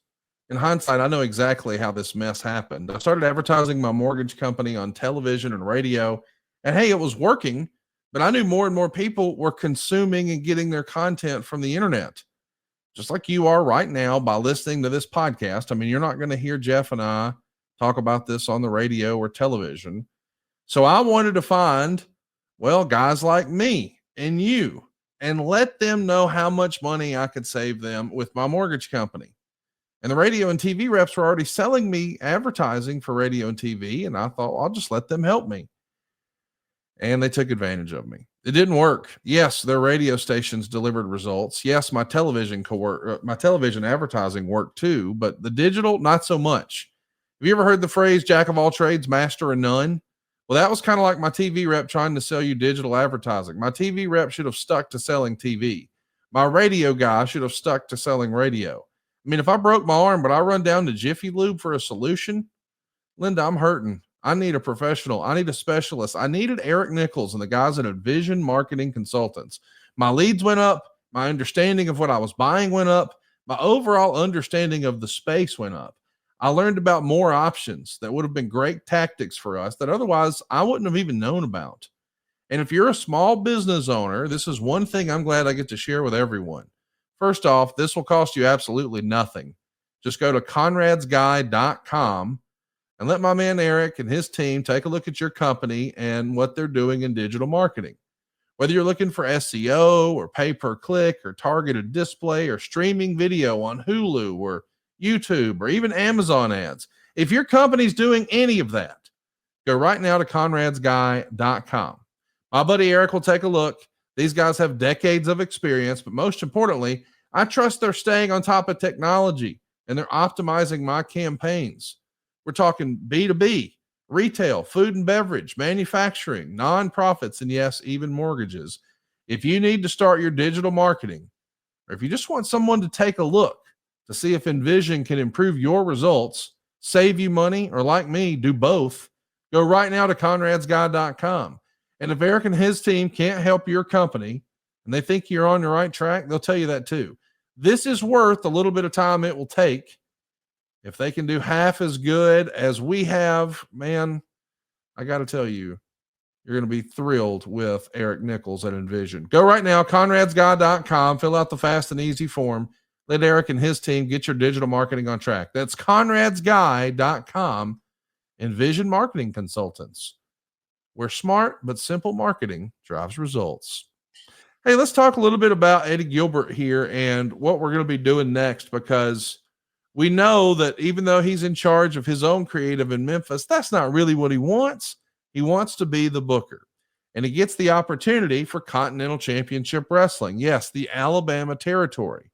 Now, the reason this is allowed to happen is Ron Fuller is going to sell his territory, at least the Alabama side of things, to a Montgomery television station owner named David Woods. And Ron Fuller is just going to focus on Tennessee, and he's going to call that USA Wrestling. But Continental changes hands. Nothing makes Bruce Pritchard laugh more than guys selling fictitious territories like this, like the Fullers did. But I'm chuckling right now. Can you ask me? I mean, can you tell me? We've had this conversation. You were referencing a certain ex post about just trying to wrap your head around a certain circumstance. So using that kind of mentality, can you tell me what did, as you would say, what did Mr. Fuller sell in that transaction? A logo. Now, Mr. Woods bought a territory. He bought a full-fledged wrestling business. All he had to do was book the buildings, get it on TV, produce and edit it, sell the commercials, promote the tickets, buy his own ring, hire his own wrestlers, book the matches. And just like that, he's in the wrestling business. And all of that can be his for the low, low price of whatever Mr. Fuller could get. Selling a wrestling business. That's why I'm telling you, the old lessons, and my old man, he was the old man Crockett. And when because whatever analogy that my dad would try to teach me or have fun telling the story, had dinner last week with my, been a long time, little brother and sister, and we were kind of reminiscing on different stories and how they're told and all this. But my old man always gravitated to the old man Crockett and his wrestling business. And I mean, Charlotte, Richmond, big ass, huge territory, ton of money. My old man used to say, "Yep." In his office, all of it was in his front shirt pocket, his little book. It's just amazing to me when I read that, Conrad, in the research. Woods bought the south end of Continental Wrestling. Oh, mercy. Selling and buying. And people are complaining about the third largest gate in AEW history. This fella just bought a wrestling company. Now, what does that mean? It's wild, Jeff. It really is amazing. But either way, yep. This represents an opportunity for Eddie Gilbert. He wanted control, and by God, now he has it.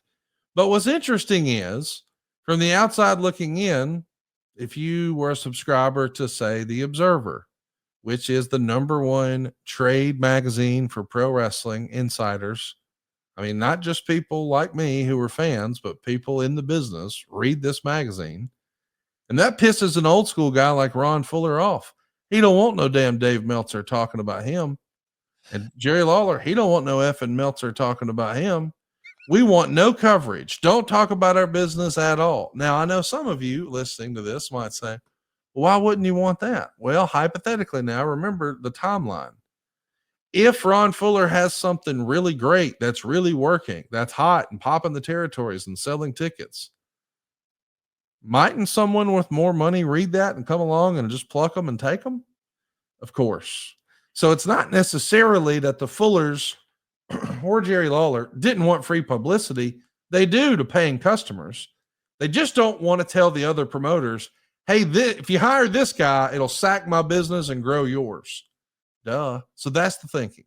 But all of a sudden, overnight in Continental, it all changes. And now there's so much Continental coverage you can't even bear to read anymore.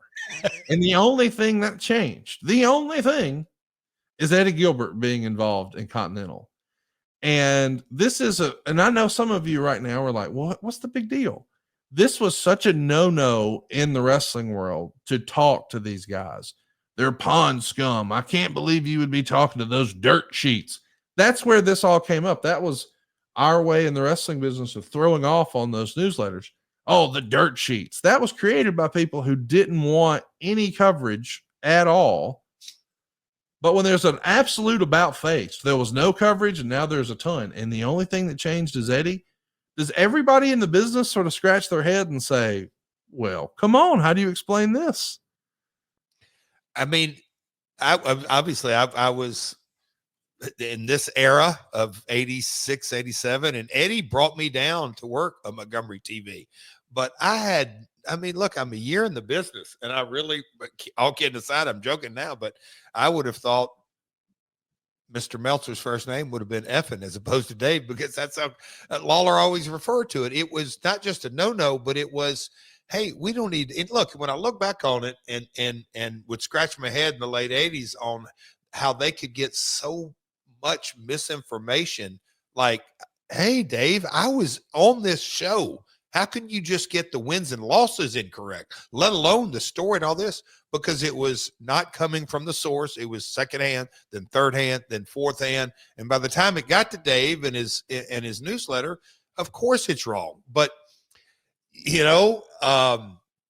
Eddie, going back to looking at it from a historical perspective, he wanted to create the narrative, and I think that's the best word, that Eddie Gilbert is a valuable commodity. And I'm giving him kudos. He was creating his own narrative to further his career. You can't fault anybody for that. That's the strategy he chose. And I got to say, it perpetuated another job and another job and another job, when in reality, he's working for Mr. Woods, and old Dave was just hemorrhaging. I mean, he bought a territory and found out real quick, okay, I bought this, and I got to spend a lot of money just to get up to bat, and I'm losing even more money. It's interesting to talk about wrestling in this era, because let's also mention the fact that the newsletters were talking about how Eddie booking has turned Continental around. All of a sudden, there's packed crowds, attendance is through the roof, the territory is hotter than ever. That's written about by Dave Meltzer in the Observer. But if you go ask some guys who were working in the territory, like Tom Pritchard, they'll tell you, no, that's not the case. Now, the crowds are bigger for our TV tapings because Eddie Woods started comping a lot of seats. He's papering the town so it looks good on TV, but it's not like Eddie came up with a creative idea and sold all the tickets. Now, that's what Dr. Tom might say, but if you actually read the Observer, well, Eddie Gilbert has turned the territory around and they're in a boom period, and it's because of Eddie Gilbert. Dave would also start to point out that, man, there's a pattern. I see something on Continental TV, and then the next week I see it happen on Memphis TV. Now, whether or not that was real doesn't really matter. The idea that Dave Meltzer would write that clearly shows to me that Eddie Gilbert understood the value of, hey, let's back channel some information. Let's push a narrative out there. This is, I know some people are going to make fun of this and say, oh, I can't believe they would do this. I'm thinking, boy, Eddie Gilbert's crazy like a fox. This is smart. He's using the media to help build his reputation even bigger. Like, there's some other ways to describe what's happening here, but it's all positive for Eddie Gilbert to me. What say you? That's exactly what my whole point was, is that from an early age, and look, you know, gosh, I don't want to bring up, like, Steve Jobs wanted to make a device that at the time he had the vision, it was a computer that took up 4 or 5 office space. He wanted to figure out how I could put it in his pocket. Well, that's just crazy.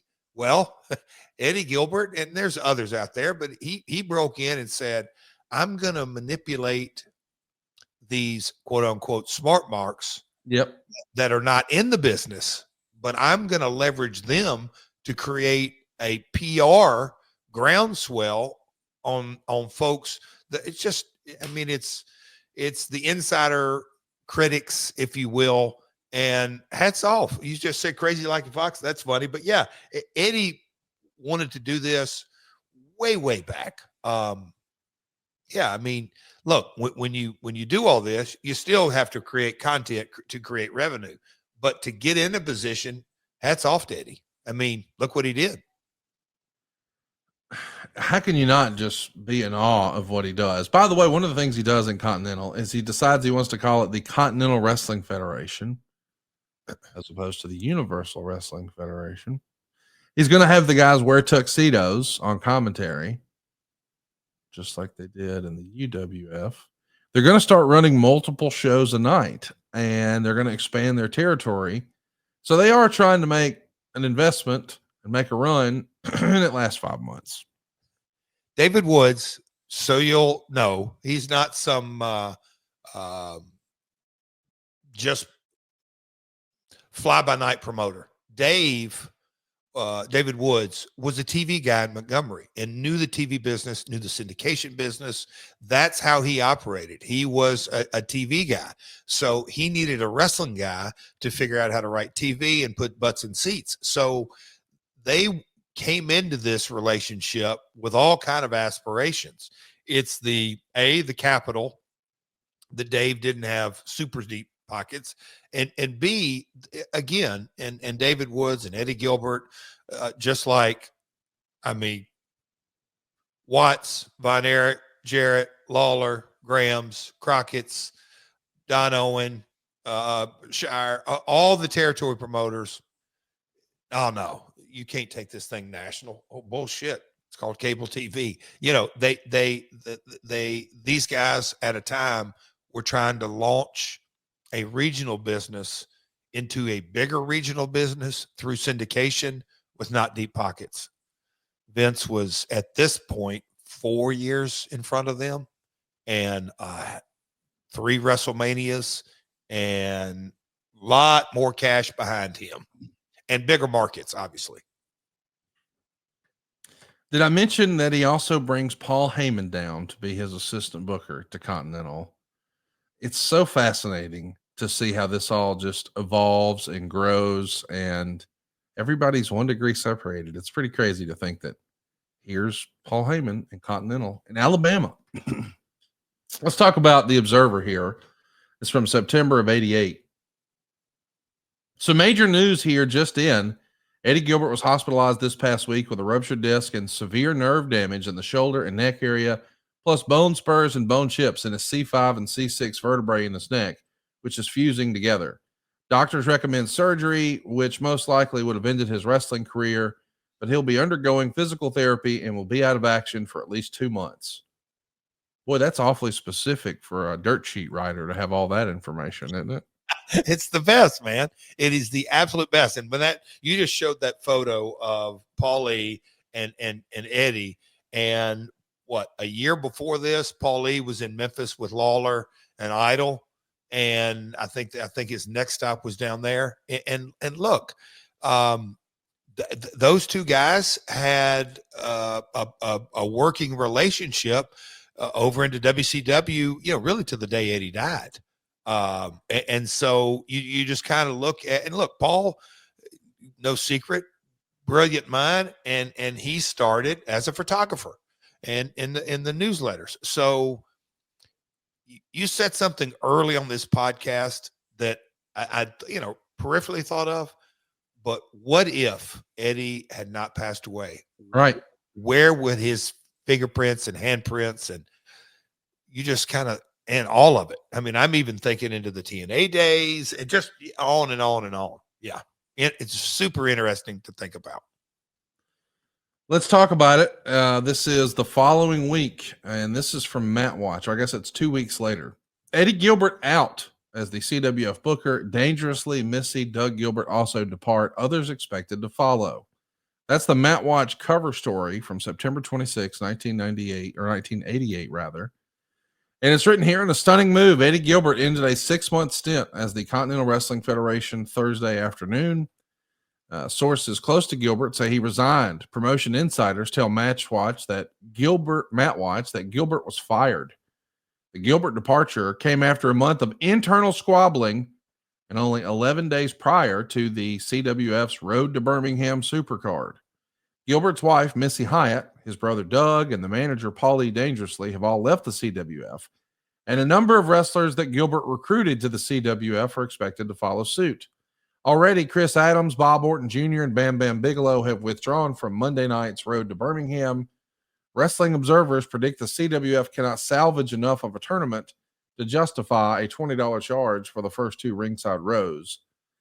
So we should mention that this gets sideways, this very public divorce, and everybody's got a different take on how it happened.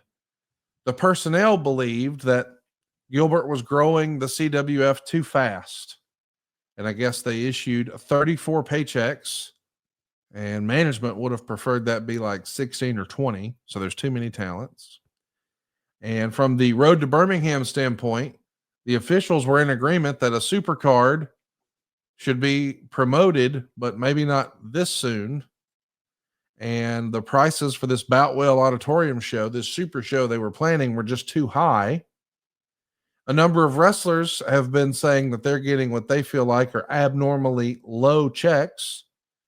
And I guess a CWF official would say that there's been a 2-week decline in the gates. And because of the size of the roster, it is what it is. There's some harsh words exchanged over a failure to get a FedEx out for the September 18th show. So one of their programs winds up being preempted, and we didn't even get the tape out in time. So there's a mess here, and there's lots of discussions about what do we do? And I guess there's been discussions about Bill Dundee perhaps coming in. And I think Bob Armstrong was a big advocate that we need Bill Dundee in here. And respectfully, I don't know that old Bullet Bob was a fan of Eddie Gilbert. Is that the way you understood it? I don't know all the ins and outs of that. When the cards crumbled, and this is my best recollection, and I'm sure it's, an Eddie or Gilbert influenced, and also, I'll just say it, whoever in Memphis and all that. And, for our listeners out there, Conrad has said this previously, there was Meltzer, there was Keller, and Matt White was kind of a third. That's Steve Beverly. So it's Dave Meltzer's Observer, Wade Keller's Torch, and Steve Beverly's Matt Watch. There you go. So that being said, just all the information, whatever it was, I just remember old man saying, yeah, Woods has had enough, spending way too much money. And look, you got to kind of look at it through the lens, if you will, of Jerry Jarrett, that all these different territories, the bottom line was nobody was creating enough revenue, period. And no matter how good your angles were. And that was where, again, another Jerry Jarrett lesson just pounded in my brain. Look, you got to have your right brain and your left brain working, man, because the black ink and red ink at the end of the day is really all that matters long term. So have all the grandiose plans and ideas you want. At some point, you got to pay the bills. And David and Eddie and David, the buck stopped with him. Ultimately, Eddie's plans weren't creating enough revenue, and that they went their separate ways quickly.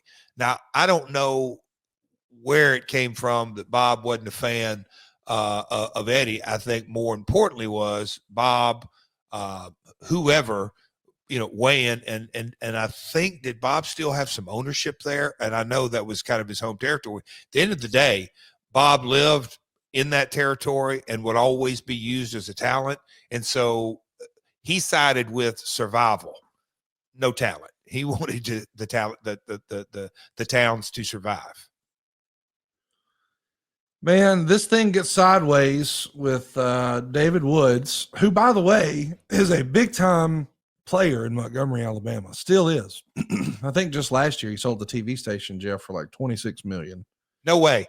Yeah, he's a major player, almost ran for mayor in Montgomery once upon a time.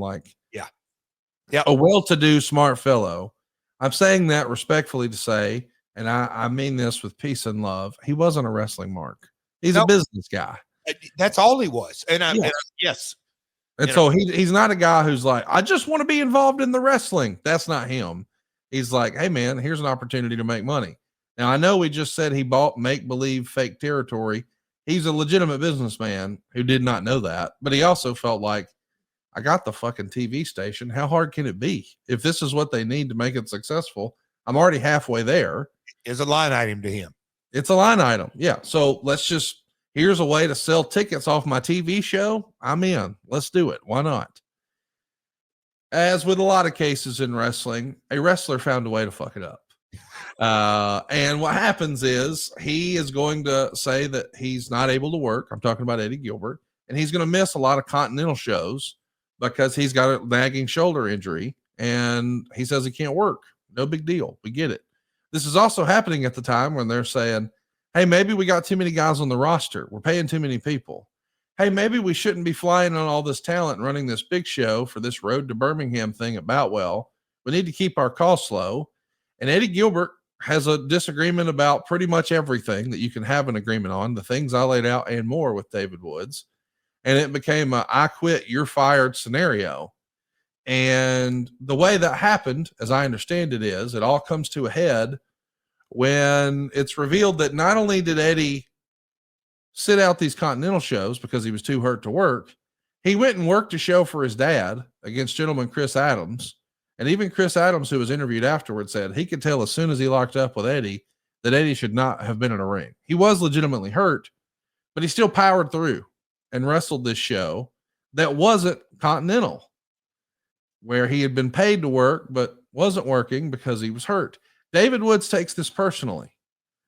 And from what I understand, that's sort of the straw that broke the camel's back. If Eddie had just told me he was going to do that show for his daddy, it wouldn't have been so bad. But he told me he couldn't work at all when I called him. And then Missy tried to deny he was even on that show. That really took it for me. So there's a big blow up. Eddie comes to get all the wrestlers' paychecks, and he was going to distribute those checks, and the checks weren't ready. And that's when this whole "I quit, you're fired" thing happens. That's the story that's written about in Matt Watch. What did you hear, Jeff?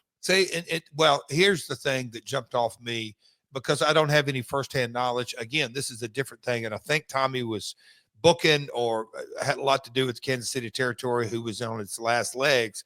But this, I probably should have said this up top, or I certainly was going to hammer in closing. If there's one thing about Tommy, Eddie, and Doug, is that they may cuss each other out like families do, and fights and that kind of stuff. But at the end of the day, their family, and my gosh, they were a tight family, loved each other, Mama Peggy. But, they were a unit. And I can only imagine, the pressure or the set of circumstances, the situation, when Tommy calls his son, Eddie, I really need you here for my livelihood. We'll get through the match. You don't have to do anything. Get your ass up here and make this booking. It's hard to tell Dad no, man. It's just hard to tell Dad no. We should mention the road to Birmingham, which was supposed to be this super show happening in Boutwell, had 1,200 fans there, and we would see Tom Pritchard win the CWF belt. Woods would replace Eddie Gilbert with Bullet Bob Armstrong, and later Robert Fuller as Booker. Of course, this is just a big mess, but when Eddie leaves, so does Paulie Dangerously. What'd you think of their relationship, Eddie and Paulie? A good working relationship. And look, I don't want to jump over this, but when you hear Eddie leaves, Paulie leaves, who's back in there? Bullet Bob and Robert Fuller, the brother of Ron Fuller. And just got a check to go to Tennessee. Yeah, and Ron sold the territory. It's kind of, unfortunately, the story that me and Conrad were kind of chuckling at. But no, look, I just kind of touched on it. No need to go too deep here on this. Eddie and Paul thought a lot alike. We're going to hear about that in ECW. But yeah, they both super creative and progressive. Of course, Eddie and Paul both go to Jim Crockett Promotions. And as you recall, Ted Turner is going to buy Jim Crockett Promotions, create WCW. And after Dusty Rhodes is fired, it seems like the interim booker is going to be Jim Crockett Jr. again.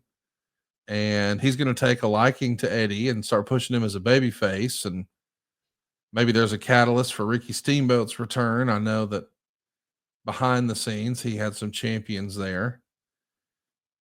What'd you think when you saw all of a sudden, hey, Eddie Gilbert, man, he's bouncing around. He was in Memphis. He was in Mid-South. He's in Alabama. Oh my God, now he's on TBS. Huge. Because look, it's one thing to watch as a high school senior or high school junior. In my home, it was 5:05 every Saturday night, 6:05, obviously Eastern. But to see, and coming from Hendersonville, and the guy who was trained in my dad's basement, Wildfire Tommy Rich and Red Hot. And so that was my first, I guess you could say, real taste as a big fandom watching it. And then now here we are a couple of years later, and we've touched a little bit about Kansas City shutting down, Watts shutting down, Florida shutting down. And I'm hearing different stories, whether it's Dutch or Dundee, and just kind of how the business is rapidly evolving. But the one thing that, kind of the unwritten set of circumstance was, okay, this territory's gone, but wait a minute. Ted Turner now owns the business. It's not just on his TV station. It's there. And a guy like Eddie, who, comes from my neck of the woods. And look, I was taller than Eddie. And just because, in the mid 80s when I broke in, I'm the little guy. And I'm like, this gave me hope, but I was a huge fan of it. And knowing him personally and, the JJ Dillons, and we saw that, and Flair and the Four Horsemen and all the different Steamboat, just all the stars and everything that go with it. It fired me up. It was very cool. We got to talk a little bit about what happens next on WCW. We know that Jim Crockett Jr. is not going to be the booker for long. George Scott's going to come in, and there goes Eddie Gilbert's push. George Scott, of course, doesn't last very long with WCW. He had a snafu with the promotion for Clash of the Champions, and he gets replaced, and now it's going to be led by Jim Ross. It'll be a Jim Ross-led booking committee, and there'll be a whole host of people who were involved, and we even see that Eddie gets pushed on TV as a result of this change. He's going to be the U.S. Tag Team Champion with Rick Steiner, and it feels like things are trending in the right direction. And then maybe not so much. Here is the report from Matt Watch. After the Wrestle War show, which had the hardcores as sky high as I've ever seen, the first crack in the core of this booking committee has come. As it developed, a security officer who inadvertently asked Peggy Gilbert to leave the backstage area. For whatever reason, she was given the incorrect credentials. Missy Hyatt Gilbert came screaming out of the back, much as you see her character when she says, "I'm going to go tell somebody." A couple of minutes later, Eddie came flying out of the dressing room. JR, Bob Caudle, Meltzer, Brent, and I were huddled up for a post-game review of the show, and Eddie dashed over to security chief Doug Dillinger. As we could see at a distance was Eddie bobbing up and down in Dillinger's nose as much as Billy Martin did in Major League umpires. He was hot. He then followed Dillinger all the way down to where we were and then abruptly looked at Ross and yelled, "And Jim Ross, you better wipe that smirk off your face. You're not as big of a man as you think you are either." Jim wasn't smirking, but immediately hauled Gilbert into an office to calm him down. The next morning, Jim phoned Tommy Gilbert, Eddie's father, to apologize for the mix-up with Peggy. But a perfectly wonderful day had ended on a down note, and Brent said, "I was afraid something like this would happen with all those guys on that committee. I don't know what it was all about, but you can probably bet I had something to do with Missy." Were Missy and Eddie developing a reputation in the business at the time, as best you can recall, Jeff? No, again, not from my perspective, but I was, this is year 2, year 3 for me, and I didn't hear any of that. Obviously, their dynamic on screen was what I was always fascinated with, and I thought the on screen presence was fantastic.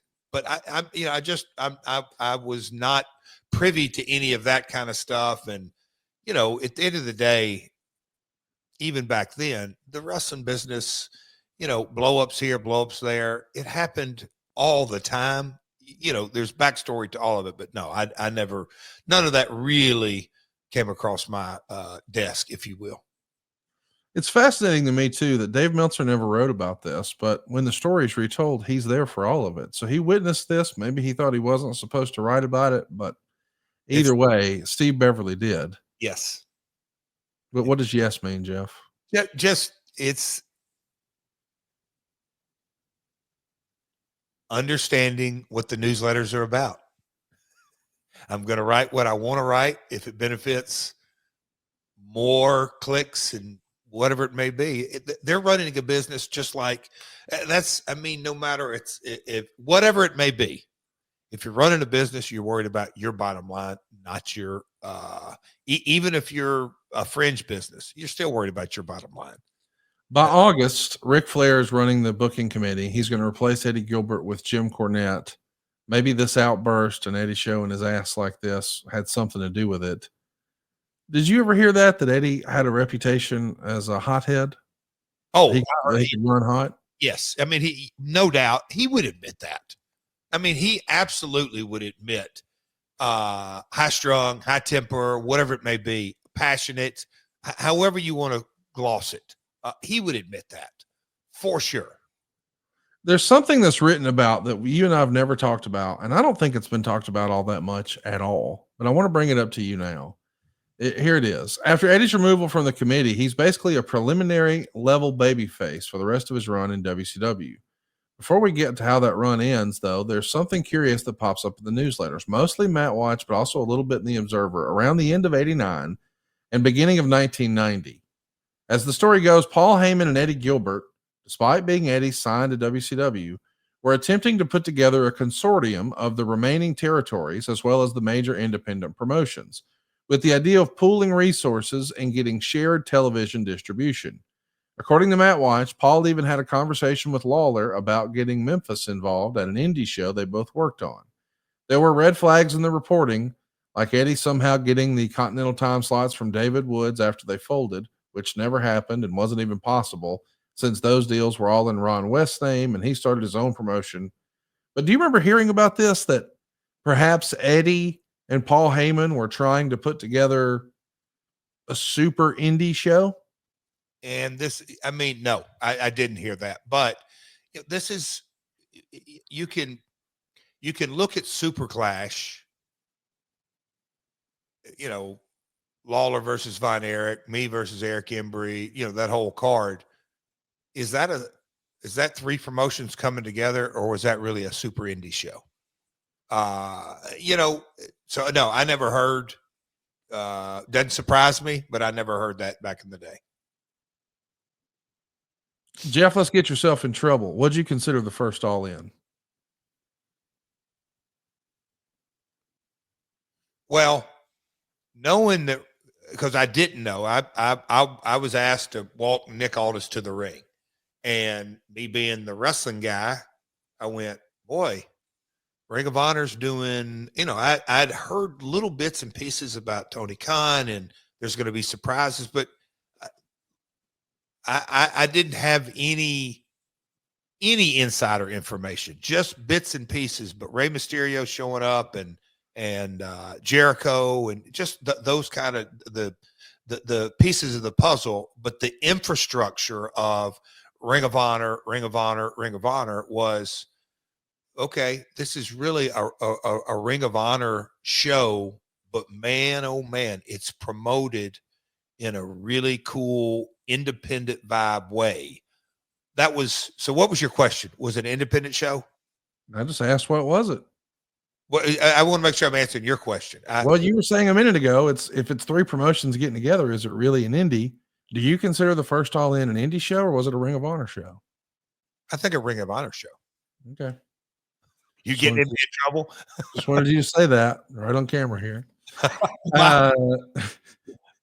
Listen, we all know it was Ring of Honor production behind the scenes, but yeah, let's not let the truth get in the way of a good story.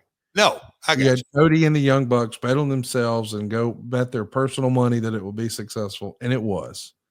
But the backbone of support there was certainly Ring of Honor.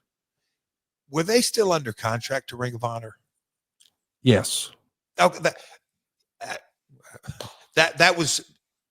And their contracts expired at the end of the year, and AEW was born. Okay, thank you for filling in that blank. But that was kind of the whole, like, how did this happen to Ring of Honor? But that's a whole nother. It was the Louisiana Purchase of wrestling. I will never understand how the powers that be in Ring of Honor had it all, and then one day they didn't. Timing. Yes. I think that it might have been. Shout out to Tony for seeing the vision too. Bingo. Yeah. The timing of it. And little did we know the Jericho appearance that night on the show was made possible by Tony Khan. Yeah. The plane. It wouldn't have happened otherwise. Yeah. Like, even though AEW didn't exist, the seeds were there. Oh, for sure. And it was being fertilized on Ring of Honor ground. Yes. And then once the fruit came, away we went. It was amazing. Yeah. And then he bought the shit. Like, it's so cool to me. Like, people talk about WWE buying WCW with the money WCW had to pay. I don't know that you've ever heard this, but Jerry McDevitt told a story once at Bruce Pritchard and I's podcast in Pittsburgh. He was our special guest surprise. And he sees things not from a wrestling fan perspective like we do, but from a business perspective. Yep. So he's just casually saying, and then we sued Ted Turner for using the name, image, and likeness of Diesel and Razor Ramon. That was Titan IP. And by the time they settled, we just turned around and handed them that money back and bought their entire promotion. Yeah. Wow. Isn't that crazy? Out their library. Without fake Razor and Diesel. Nope. Exactly. I mean, that's crazy that become, wow, it's all connected. And it's just, that's why I love doing these podcasts. And I want to ask you about the way things came to an end with Eddie Gilbert and WCW, whether you know this is true or not. As the story goes, he's hurt. He's got a shoulder injury, neck, and he's basically going to the newsletters and saying that, hey, I'm of no use to you guys. I can't work right now. So, I'm just bloat on the payroll. Just let me go. Now, that's the story that he's telling the newsletters. There's another version of the story where Eddie Gilbert has a voicemail from Jim Herd saying, hey, it's not your rotator cuff. You got to get back in the ring. Eddie says his shoulder doesn't feel good, calls and tries to get to the bottom of it with Jim Herd. And man, we're going back and forth. And ultimately it comes up with, hey, I'm getting paid to do nothing, and I'd rather you just stop paying me so I can get better. And Herd said he legally could not do that. And Gilbert allegedly says, write up the necessary papers and I will sign them. And in a formal Torch Talk interview, he addressed the rumors that he wasn't really injured. And Eddie said, that's a blank face lie. Unless anybody's Eddie Gilbert right now and knows the pain I've been going through and feeling, and my track record doesn't speak for itself with the injuries I've had and kept wrestling, they're just full of hot air. Of course, he does eventually get his release and he shows up on Memphis TV. What do you make of this? Was he really injured? Was he playing possum to get out of his WCW contract because he knew he wasn't going to be Booker and that's ultimately what he wanted to do? Or what was really happening here as best you understand it? Well, what I know now versus what I know then, it's kind of and what I learned later, I don't think Eddie, look, I'm playing doctor role, but I don't think, I'm not going to say he didn't have a shoulder issue. He had a neck issue. And the shoulder pain came directly from the neck misalignment. And I can tell you from experience, some days you can sleep 6, 7, 8, 9 hours the wrong way and your neck's more out of line than it was in the first place. Anyway, so I think his pain did ebb and flow. I don't think there's any doubt in my mind, because what I witnessed, and look, pharmaceuticals or no pharmaceuticals, when we worked together a lot, there were nights that Eddie would say, hey man, my neck is a lot stiffer today. We're going to take out this high spot, and this high spot. And I don't really ever remember it being because it was a small house. It was, hey, we're going to kind of do this match versus that match. So I think Eddie had neck issues. I also think that we will never really, really know, because Eddie was playing chess and he knew that his career in the short term, he had no future at WCW. So get out, whatever he had to do. Jeff, isn't that, I mean, if you're getting paid to not work, why would you leave? Eddie, okay. That's where I really believe Eddie was much more right brain, the creative side. That drove everything about Eddie, to the point of maybe being illogical. I'm not going to say mad science. So it didn't matter if he didn't get paid. He wanted to be fulfilled creatively, even if he made less money. And I truly believe that if Eddie was with us today, if Eddie, do you have a choice to be being silly here, but listen, let's just not mince words. There's a lot of guys in wrestling who are going through this right now. They're making a lot of money. They're not being used as often as they'd like to be. They're not being creatively fulfilled. And those people want to release. And I'm wondering from a business brain standpoint, how does that make sense? There's no guarantee that anywhere else you go, you're going to be fulfilled creatively. But there is a guarantee that if you burn the bridge of the place you're working right now, you will make less money wherever you go. Yeah. You've lost all of your leverage and you've shown your ass in a very public way and proven yourself to be not trustworthy and not a good team player. And there's some talent who allegedly wanted to release real bad. And I think they thought they'd just show up and win the fucking Royal Rumble. But I see they're flying to Qatar next week and doing an indie show, and good for them. But Jeff, what's going on with this? If your goal was to make a living in pro wrestling and you're doing that now, when you sign that contract, you sort of give up some creativity in exchange for those dollars, right? Conrad, I've said this many times publicly and privately. I think you have an emotional intelligence that is way up there. And I think the lack of that makes you do what some old folk would call, he's batshit crazy. What the hell is he thinking? He's not thinking. It's the point that Conrad's trying to make, that just what you said, by wanting to see if the grass is greener and taking a big dump and a urination on this side, you're screwing up both sides. So, Conrad, it's happened. It happens in every industry. I heard oh boy, I won't get into that, but I heard a construction story the other night that I just go, this guy works in this industry and he's going to commit fraud for this amount of money. Oh man, I hear it all the time. Like, right. You just go, buddy, if you're going to find out that I did some shady shit, it ain't going to be for a little bit of money. Are you kidding? Like, what? You're going to ruin your whole career. You've spent your whole career for this, and now we're going to throw it away because you didn't like some creative that people will forget about. Yes. It wasn't that long ago in the scheme of things. Roman Reigns was on TV saying suffering succotash. Right. And he was booed so loud they had to turn the volume down on the fans because it went against the narrative. That wasn't that long ago. Eating dog food. And now getting dog food dumped on him. And now look, I'm not saying that happens for everybody, but I am saying your luck ain't going to change by sitting at home and not participating. I just don't get it. Yep. It's crazy. Well, that's what he does. And Eddie, by God, he's tired of getting that check from Ted Turner. He wants to go down to Memphis, where they're known for huge paychecks. What?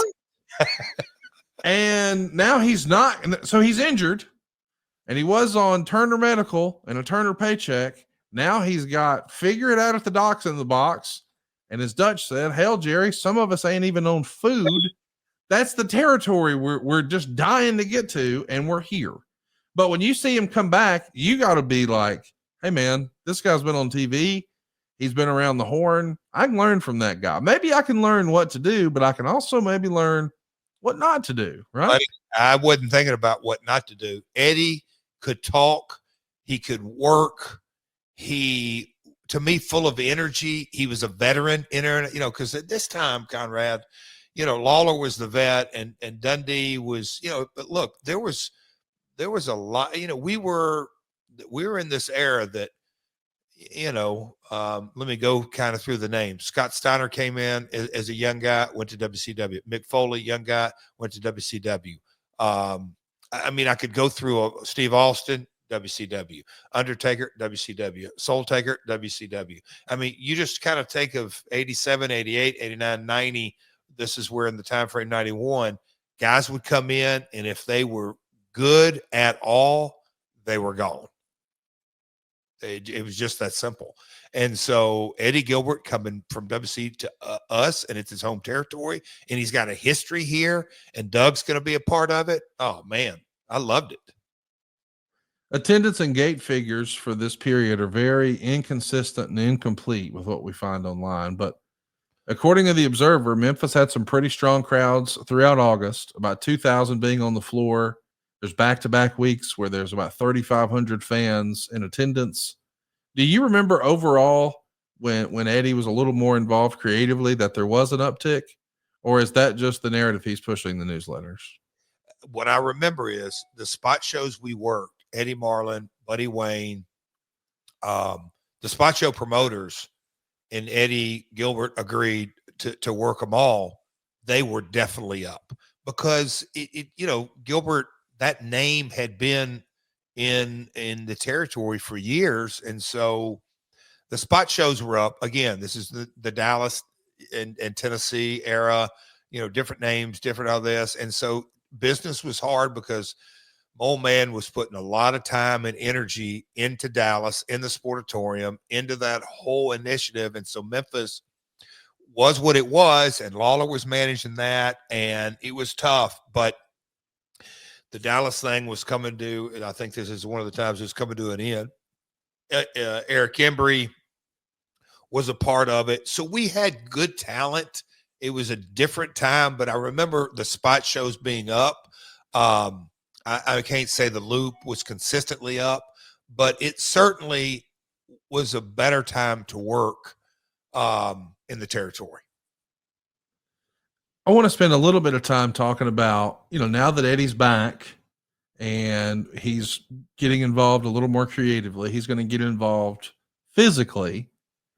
And arguably one of the most famous angles to come out of Memphis, easily Eddie Gilbert's most popular, well-known angle, is when he hit Jerry Lawler with a car in the parking lot. And I would love to get the full deep dive from you, but as I understand it, you were in Texas that day, because this is live TV in Memphis, but this is the era where your dad's wearing both hats. So you're at the Sportatorium, maybe going to do something with Kamala that day. And then here, we're hitting Jerry Lawler with a car. Like, this is long before we're hitting Steve Austin with a car or Goldberg's punching out a window. This is the first time anything like this has happened in sort of the dying days of the USWA in Memphis. What can you tell us about this? What do you remember of this angle? What do you remember hearing about it at the time and just as the story grew?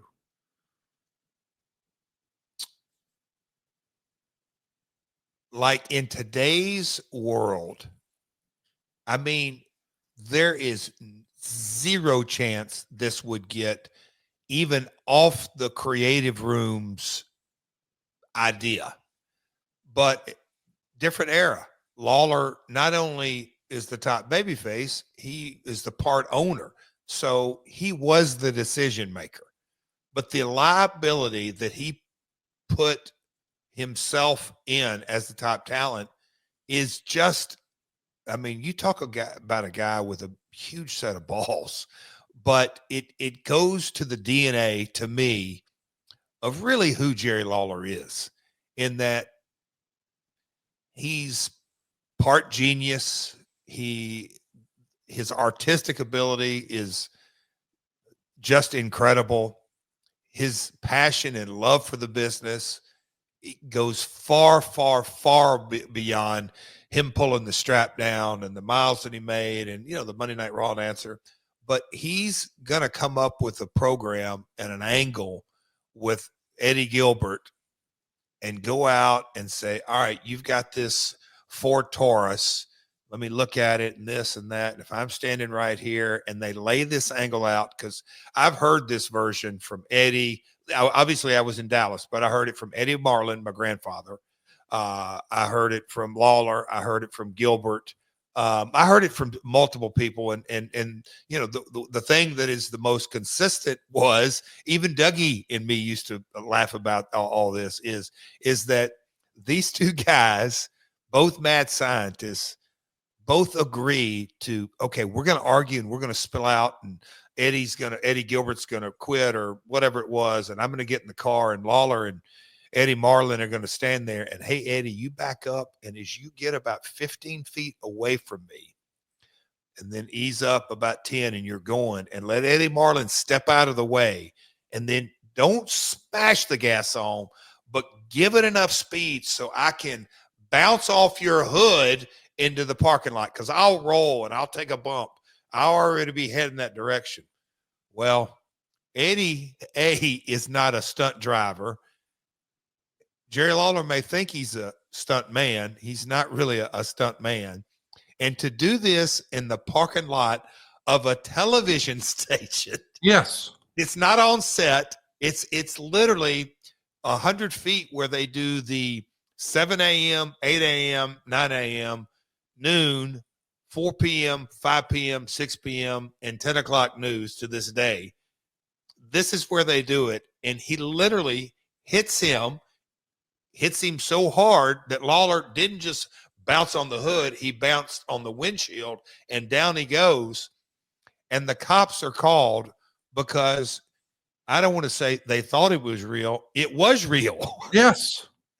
I mean, Conrad, it really is a legendary story that I think back to the 70s and all the kind of the crazy stuff, and then the early 80s and all the different talent that came through there and the hot angles that they would do with Jimmy Hart and on and on and on. But this is 91, 90, 91, 92, and Eddie Gilbert runs over Lawler. It's just like, for the, I don't want to call them just the dirt sheet writers, but the tape traders, the smart marks, the legend and lore of Memphis, and how much it heavily influenced the ECW, the Attitude Era, hardcore before it was hardcore, crazy ass angles, shaving wives' heads, and all that kind of stuff.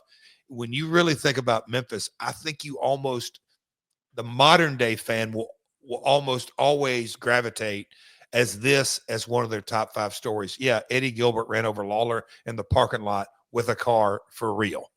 Well, and here's what's interesting too. This was done in a way where we were trying to convince smart fans. And I don't know that Jerry Lawler really gave a shit, but Eddie Gilbert did. So in story, Eddie and his brother have been fired from the promotion.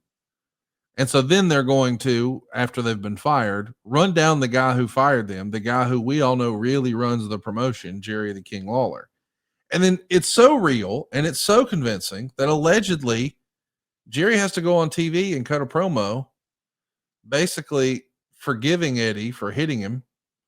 The idea being, if there's not some way to address this, the police might actually arrest Eddie Gilbert. So we've got to make sure the police know a real crime wasn't committed, but we're trying to make sure the fans at home know, no, he really did hit him with a car, because he really did hit him with a car. Man, ain't wrestling great? I mean, twisted. It is so, I mean, you don't make logic out of an illogical business because of just that. So, and it's like the television station and in the wrestler mindset, we're pissed off at them because they were so offended by attempted murder in their parking lot. Conrad, think about that. As a wrestling promotion, my father, Jerry Lawler, Eddie Marlin, Eddie Gilbert, Jerry Jarrett, Jeff Jarrett, all this, we're pissed off at Channel 5 because a hit and run happened in their parking lot and they're mad. And we didn't tell them this was going to happen. Think about that. That's just insanity of us. But you have no insurance. You've opened them up to so much liability. Like, this is the definition of asking forgiveness rather than permission. Bingo. It was out there. It worked. But yeah, like if Lawler doesn't say he's okay on TV, does Eddie get arrested? Like, how do you differentiate the difference if even the TV station believes it's real? Because it was. Maybe, and Lawler's working a show not far from my house coming up. If I can remember, I would love, because if my best recollection, I believe, and this is one thing my old man never, ever messed with. I think Channel 5 didn't just put their foot down, but this is grounds to kick y'all off the air. This is so past the point of asking, hey, you spit yellow paint all over the studio and we're having to pay triple for the cleanup. I know your guys bleached the floor and got all of it up, but we still have to do this and this. We're pissed off. This was so far beyond getting blood out of the studio or blood out of the, because where we dressed, a lot of people don't even know this, but on Saturday mornings, we had another studio that was used during the week for different shows. That was where some of the guys dressed. And then there were the break room, Conrad, where people Monday through Friday would go in, and there's vending machines, and there's about 6 little round tables, and that's where guys dressed. And then there was we'll call it a green room A and a green room B. And you went in there and it was a mirror and 2 little chairs. And that's where Lawler and my dad, and right off of that was a bathroom. Then you go right next door. That was another small green room and then a bathroom off of that. And that's kind of where we set up shop every Saturday morning. Monday through Friday, that was a working area for all of their shows and news and makeup and all that. And so you could imagine when you did a crazy Saturday morning angle, whether it was tar and feathered or blood or just athletic tape or whatever it is. I mean, Channel 5, they really went all in with us as being partners, and then they were paying us. And so there was a real partnership and a lucrative one on every level. So they valued us in a huge way. But when you do something like this, that was really spitting in the face of the partnership, it was, I need to ask Lawler, because my best memories were they were like threatening to, we can't deal with this anymore, because the cops were called and it was a mess. It was a real mess. Eventually, we should mention that Joe Pedicino is going to try to make a run with the Global Wrestling Federation. He supposedly has a Nigerian prince who's going to back him with $25 million to start a promotion. If you're not familiar with that story, surely you've at least heard about the Nigerian prince scam. Well, it turns out this fellow is not actually, I guess the Nigerian millionaire is not actually a millionaire. So things come to a head, and, well, it's not going to end well. Along the way, Eddie's going to briefly quit the USWA. He does come back as a talent. Eric Embry is the booker.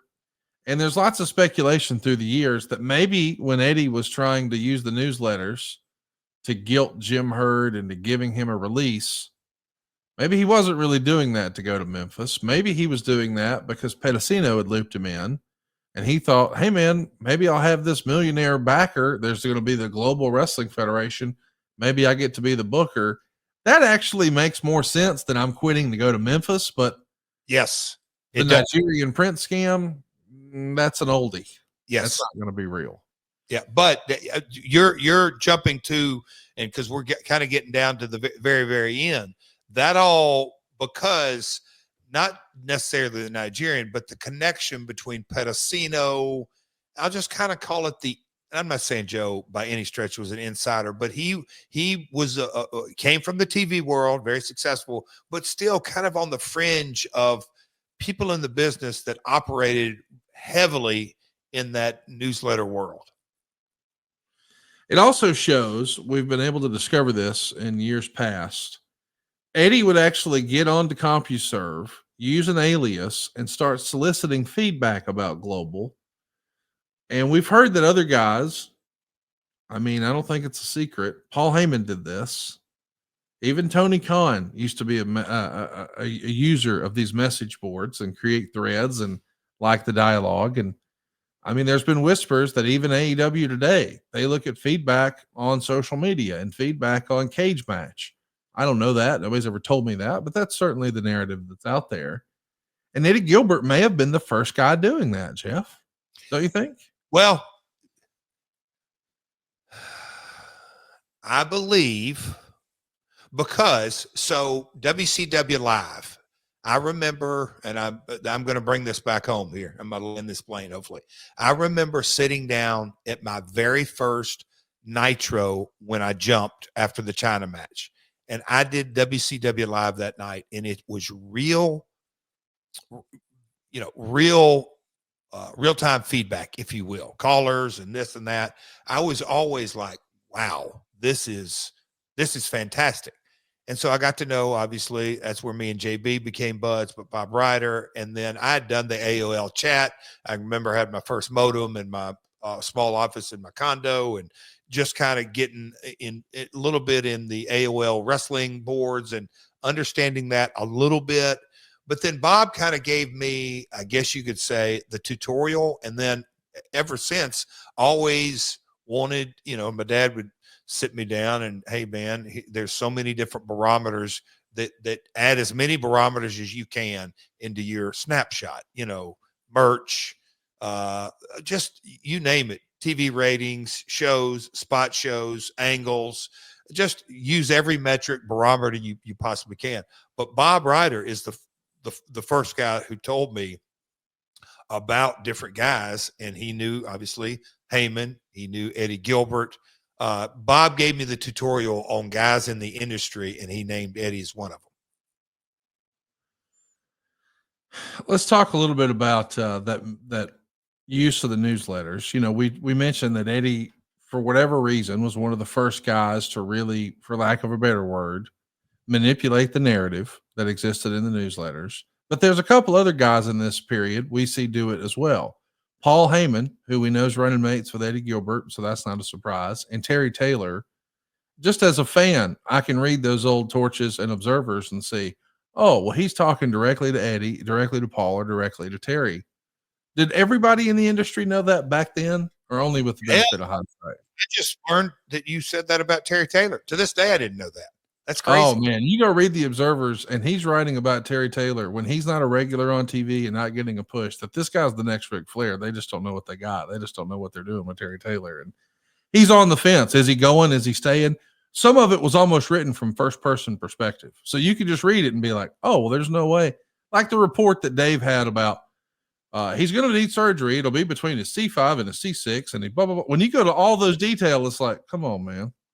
If you heard the way we would hear it is, oh, Eddie Gilbert needs back surgery. Period. The end. Not all the details. When we get all the details, now we don't have to put on our thinking cap. We know where it came from. Yeah. Either way, let's talk a little bit more about, I don't know if you ever saw this, but this is out there. So I want to ask, when Eddie quits as a booker and then he comes back as a talent for Memphis, there's going to be sort of that Tennessee versus Texas feud that they're trying to do in the promotion. And there's video out there. There's a fan luncheon in Philadelphia, and Eddie Gilbert's there, and he's on camera begging Jerry Lawler for the booking job. And Lawler's saying something like, it's up to Embry. It's up to Embry. And Lawler's passing the buck. Do you remember hearing about this? And when I read it, no, I don't. B, and you guys are telling me, and I'm saying you and research, and I guess that this is a shoot. I mean, if he's begging in 91 to be the booker, that doesn't feel like that's for mass consumption. But I mean, you never know. They're going to do a storyline out of it. Well, they did do a storyline. We should bring that up because when they start cutting promos on each other in Memphis and they're working together, Lawler basically says something like, everybody knows you're obsessed with being the next Jerry Lawler. And I've read that a lot of people in that circle really did feel like Eddie wanted to be Jerry Lawler. Now, that's probably not a surprise. Anybody who grew up watching Memphis TV had to be in awe of what Jerry Lawler had done creatively, behind the scenes and in front of the camera, and just the financial success he had. Hey, if you're going to carbon copy somebody, why not the guy who makes the most money? Did you feel like Eddie really wanted to be the next Jerry Lawler? If you would have asked me back then, I would have said he wanted to be the next Jerry Jarrett. But no, then I would pause and say, look, no, that may be that. I'm going to tell you why I'm going to almost have to agree, because I knew that he wanted creative, but I don't think Eddie ever had any aspirations of owning a business. He wanted to book and work. And that's exactly what Lawler really wanted to do. Yes, he liked being the owner, but I think he liked the money of being the owner. But as far as like my dad, and I tried to model him, diving in and really understanding concessions, marketing, promotion, radio, TV, just every facet of it. I don't think Eddie ever had those aspirations. So the short answer to your question is, yeah, I do. That's not a bad thing. So awesome. Listen, we know Eddie winds up leaving Global in mid-92. Max Andrews, who's officially the owner, he says, hey, man, no more talent from Atlanta. That means even Joe Pedicino is on the outside looking in. So Eddie on his way out, Eddie Gilbert cuts a pretty scathing promo in the Sportatorium. It's written about in the newsletters that this was just super unprofessional. He shows up in Memphis, though, and he's got the GWF North American title. And we're going to use it here in Memphis to present him as being the GWF world champion. Of course, he's not, but hey, let's not let the truth get in the way of a good story. We'll have him wrestle our unified world champion, Jerry Lawler. And now it's sort of the world-class belt and the AWA belt and the global belt. And it's all here together over the next 5 or 6 years. I guess he's in and out of, or not 5 or 6 years, but for over the next 5 or 6 months in ECW. He's going to be helping with their television. By this point, he's got the monkey on his back, as I like to say, and maybe he has a little bit of paranoia about the idea that Jim Crockett Jr., his 5-year non-compete is coming due. So he's at least interested in having conversations about doing something. And the very idea that Todd Gordon is communicating with Crockett makes Eddie uneasy. Is that the way you've heard it? Well, and I want to put a note on just from through the lens of Double J, when the Max Andrews, Eddie Gilbert, no longer the Nigerian, all that stuff, that, like, all of that crumbling, I can remember going, damn, old man was right. That it's because at the end of the day, his whole point was nobody out here knows how to create content economically where you can have, because it just, like, one thing fell apart after the next thing fell apart, and Eddie's back in Memphis with that belt. He was like, damn, that, because again, I'm going back to, that was my first taste of really good money, and it had built up. It was disappointing to me, that stage of, well, it was what it was. It sucked because that all that went away. But the ECW part of it, of Eddie, all that, and being paranoia, I never heard any of that. Again, it's a lot of reading this research and trying to connect from the time Eddie broke in until the time of his passing. It was so fascinating to see his journey, and look, the demons in and out. When I read the word paranoia, I'm like, maybe Eddie was not in his right mind and kind of overthinking all of this. He becomes unreliable. He has a cup of coffee with Smoky Mountain before he loses his life, and he starts booking in Puerto Rico, and it feels like he's going to have some momentum there. He no-shows the very first house show match he was supposed to have with Glenn Jacobs, and things just sort of come off the rails. How do you remember it coming to an official end, or did it ever? I mean, I know that you've told the story a million times before that your dad would say, I'm never booking Austin Idol again. And then, of course, he would. Was there a straw that broke the camel's back with Eddie in Memphis? No. I mean, and look, no, there wasn't. And at the end of the day, bond, respect, whatever kind of words you want to throw in there, between Tommy Gilbert and Eddie Marlin that were forged way before my time, at the end of the day, they were really never, ever broken. And no matter how many times Lawler and Eddie Gilbert badmouthed each other, they always got back together and did this. Same with my old man and Eddie. And look, we've all kind of had our agreements and ups and downs and all this. But I mean, to this day, I love Doug. He used to work my Music City Bowl shows.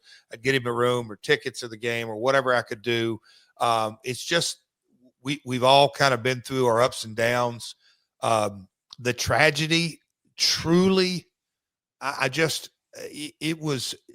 this was, in a lot of ways, and yes, the Von Erichs were business partners and their deaths, but Eddie's passing to me was the first, and I may be off a little bit here on that, but I just remember it as one of the first. I hate to even say it that way, but it affected me emotionally because I'm just like, son of a bitch. But no, he never had a final straw, Connie, never. Unfortunately, as we stated at the top of the show, as you're listening to this, it is the 30-year anniversary of us discovering that Eddie passed. I say discovery because Ken Wayne, who had just been brought in to work as Eddie's booking assistant in Puerto Rico, discovers the 33-year-old Eddie Gilbert in his hotel room passed away. 33 is the same age that Chris Candido was 10 years later when he passed away. Of course, the official cause of death was ruled a heart attack. And if there were any contributing causes found by the coroner or any drugs to note on the toxicology screening, it never actually went public. And there's been a claim since he passed that Eddie had suffered structural damage to his heart after that car accident in 1983, and maybe that contributed to his death. But amongst the people in wrestling I've talked to, Jeff, it was just sort of understood that Eddie lost his battle with his demons. That's always been the way you understood it as well. It is. And look, and again, just because doing this research and thinking things through, and I Googled a couple of things, just try to get my whole timeline right, to think things through. This is how long ago this was, but I woke up in Portland, Maine, and I was flying home. But Connie, did you ever have a beeper? I did. I did. Anyway, I had a Dallas Cowboy blue beeper, and it was beeping, and it went off, call home, and whatever. I think you had like now or emergency or high priority. I don't remember, but it was one of those things call because it's early in the morning and before cell phones. I walked over in Portland, Maine, big bank of phones, and obviously immediately called home. And Jill had didn't want to bother me, and no, she didn't hear it, whatever it was, but she said, you probably got 4 or 5, I don't know how many messages. Eddie Gilbert passed away. You've got voice messages passed away. And I'm like, oh my God. Okay. So then I sat there, and man, this is how far back it goes. In my little phone book, I get out the phone, and I'm like, I'm not going to let this go any longer. I picked up the phone, pulled up, looked at Tommy Gilbert's, found it, got his number, dialed it. I remember the old AT&T credit card, but I remember calling, giving my condolences, and me and Tommy talked a couple of minutes, and I'm so sorry for him, and just whatever you can say. But as we came to the close of the phone call, Tommy's just kind of rock solid but sincere words he said, hey, Jeff, he said, the business we're in is a tough, tough business. Be careful out there, kid. Be very, very careful.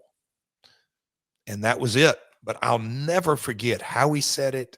But just anyway, I remember that phone call like it was yesterday, but it was very, very, kind to him. But it was, man, it was sad. That, because you just, it was, what about 24, 25? And a peer who I looked up to passed away in a hotel room in Puerto Rico. It sucked. What a legacy he has. 33. Yeah. I knew he was young, but doing the pod and thinking where I'm at in my career, 33. I hadn't even started TNA at 33. How old was Jesus when he died, Jeff? 33. And Chris Candido. It's just, it's so weird to think about, what his legacy is. Cause I do feel like it's complicated because of the way he passed away. And I know that I find an interest. Go ahead. My bad. Sorry to interrupt. But obviously, yes, the way he passed away kind of gives it a different clouds. But remove that and the timing of Eddie. Again, that original photo that Mr. Silva pulled up, when you think about Eddie Gilbert and Tiger Mask having a wrestling match in the WWF. Yeah. And then look at his, and it was a hell of a match, way ahead of its time, if you ask me. It's, you can call it a cruiserweight, a light heavyweight, or whatever it may be, but a super fast-paced match. And then you just kind of think of all the set of circumstances Eddie encountered, the second Fabs, David, the Woods, Tennessee, Texas, Global, Kansas City. Working with Heyman, making Heyman his right-hand man. He saw value in Paul Heyman so early. This was the snot-nosed ringside photographer, and now Eddie's sort of bringing him under his wing a little bit. Yes. And then he's there at the precursor of ECW, and he's the first guy to really use the newsletters. And he's in the infancy of the internet, getting on CompuServe and soliciting feedback from smart marks online. Like, there's so much that he was right about, that he was ahead of the curve about. But I feel like when we talk about him, we talk about the monkey he had on his back. And I think respectfully, some of that may have come from his own family who got so publicly defensive about it. Like I've seen interviews and read interviews where Missy Hyatt and his brother Doug and other folks, they're out here. It wasn't drugs. It wasn't drugs. He didn't have a drug problem. I don't care if he did or didn't, but I'm saying the narrative was out there that he had demons, and them denying it almost made it a bigger story that I don't know that we can really appreciate. On the P&L of life, we spend more time talking about his debits and not nearly enough time talking about his credits. And that's the unfortunate. Well said, Connie. Well, yeah. And that's the unfortunate set of circumstances that, I don't want this episode to be about that, but the disease of addiction is a family disease. Think about Eddie Gilbert though, and just we know what high regard Paul Heyman is held in now. I mean, people talk about Paul Heyman like he's the greatest, most influential mind in the history of wrestling. This is the guy who helped teach him booking. This is the guy who helped teach him how to use the internet, how to use the newsletters, who saw value in a performer like Tiger Mask, who was in the WWF for a cup of coffee. Eddie saw all of that and blurring the lines of realism, not just with the whole, fabulous turn and, oh, we're together. No, we're not. That was great. But hitting the dude with a car, like blurring the lines of the audience at home, they knew that was really the owner. They knew that was really the boss. They knew that. I just don't think he gets his flowers, and I hope we've done him justice today. I hope everyone listening to this will try to tweet out some clips today, and make sure you guys throw it in your Google machine and hit it up on YouTube. Go find some Eddie Gilbert moments. I know that when Paul Heyman was on Steve Austin's podcast, he says there's not like an Eddie Gilbert finish. There's not an Eddie Gilbert genre of booking. But, man, he wasn't here a long time. But he made the most of his time here and left his mark on pro wrestling. Did he not? Ain't kidding. Yeah. Yeah. Sad. It's just because of what could have been. Anyway, I hope everybody enjoyed this episode as much as I did, because that was my whole goal.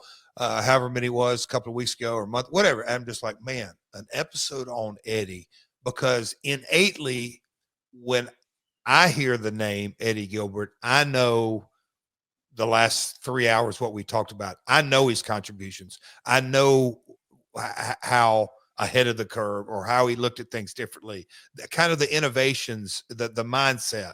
He comes from a wrestling family, all the stuff that him and my grandfather, just all of that. I was lucky enough. I know the real Eddie Gilbert. I hope the world that wants to understand and the wrestling world will dive into this episode and say, okay, I learned something new about Eddie that I can appreciate more and more. We hope you guys enjoyed this episode, and we hope you'll go check out the archives at myworldpod.com. That's your home for all things Double J. Go hit the subscribe button and turn on the notifications bell so you won't miss us the next time we're live. And next week, Jeff and I are going to be back talking about Genesis 2010. What a card it was, too. Amazing Red, Brian Kendrick, Sean Morley, Christopher Daniels, Tara, you know her as Lisa Marie, ODB, Hernandez, and Matt Morgan. How about Brutus Magnus? You know him as Nick Aldis. Doug Williams, Desmond Wolfe, that's Nigel McGuinness. The Pope, Elijah Berg, D'Angelo De Niro, he's here. Beer Money, James Storm and Robert Roode are going to wrestle Kevin Nash and Six Pac. Mr. Anderson with Abyss, AJ Styles, and Kurt Angle. Top to bottom, all of these are major names in pro wrestling, and it was a TNA pay-per-view 15 years ago. That's our topic next week when we break down the good, the bad, and the ugly of TNA Genesis 2010. We hope you'll join us live. Of course, you can be a part of our live studio audience by checking us out at adfreeshows.com. That's where you can get a whole lot more than just our podcast. You get bonus content you can't find anywhere else, including exclusive series with Lex Luger and The Godfather and David Crockett and Nick Patrick and Mike Chioda and Tully Blanchard and Sam Adonis and Downtown Bruno, plus over 100,000 hours of bonus content. Be a part of our community. Come join us at adfreeshows.com and be a part of our live studio audience as we record next week. Genesis 2010 right here on My World. Peace. Tax season is here, which means you've received or are expecting that tax refund any day now, and you're thinking about what to spend it on. How about a new home? With SaveWithConrad.com, we're helping renters become homeowners every single day, and it's more affordable than you think. You don't need perfect credit. You don't need a huge down payment. In fact, you may not need a down payment at all.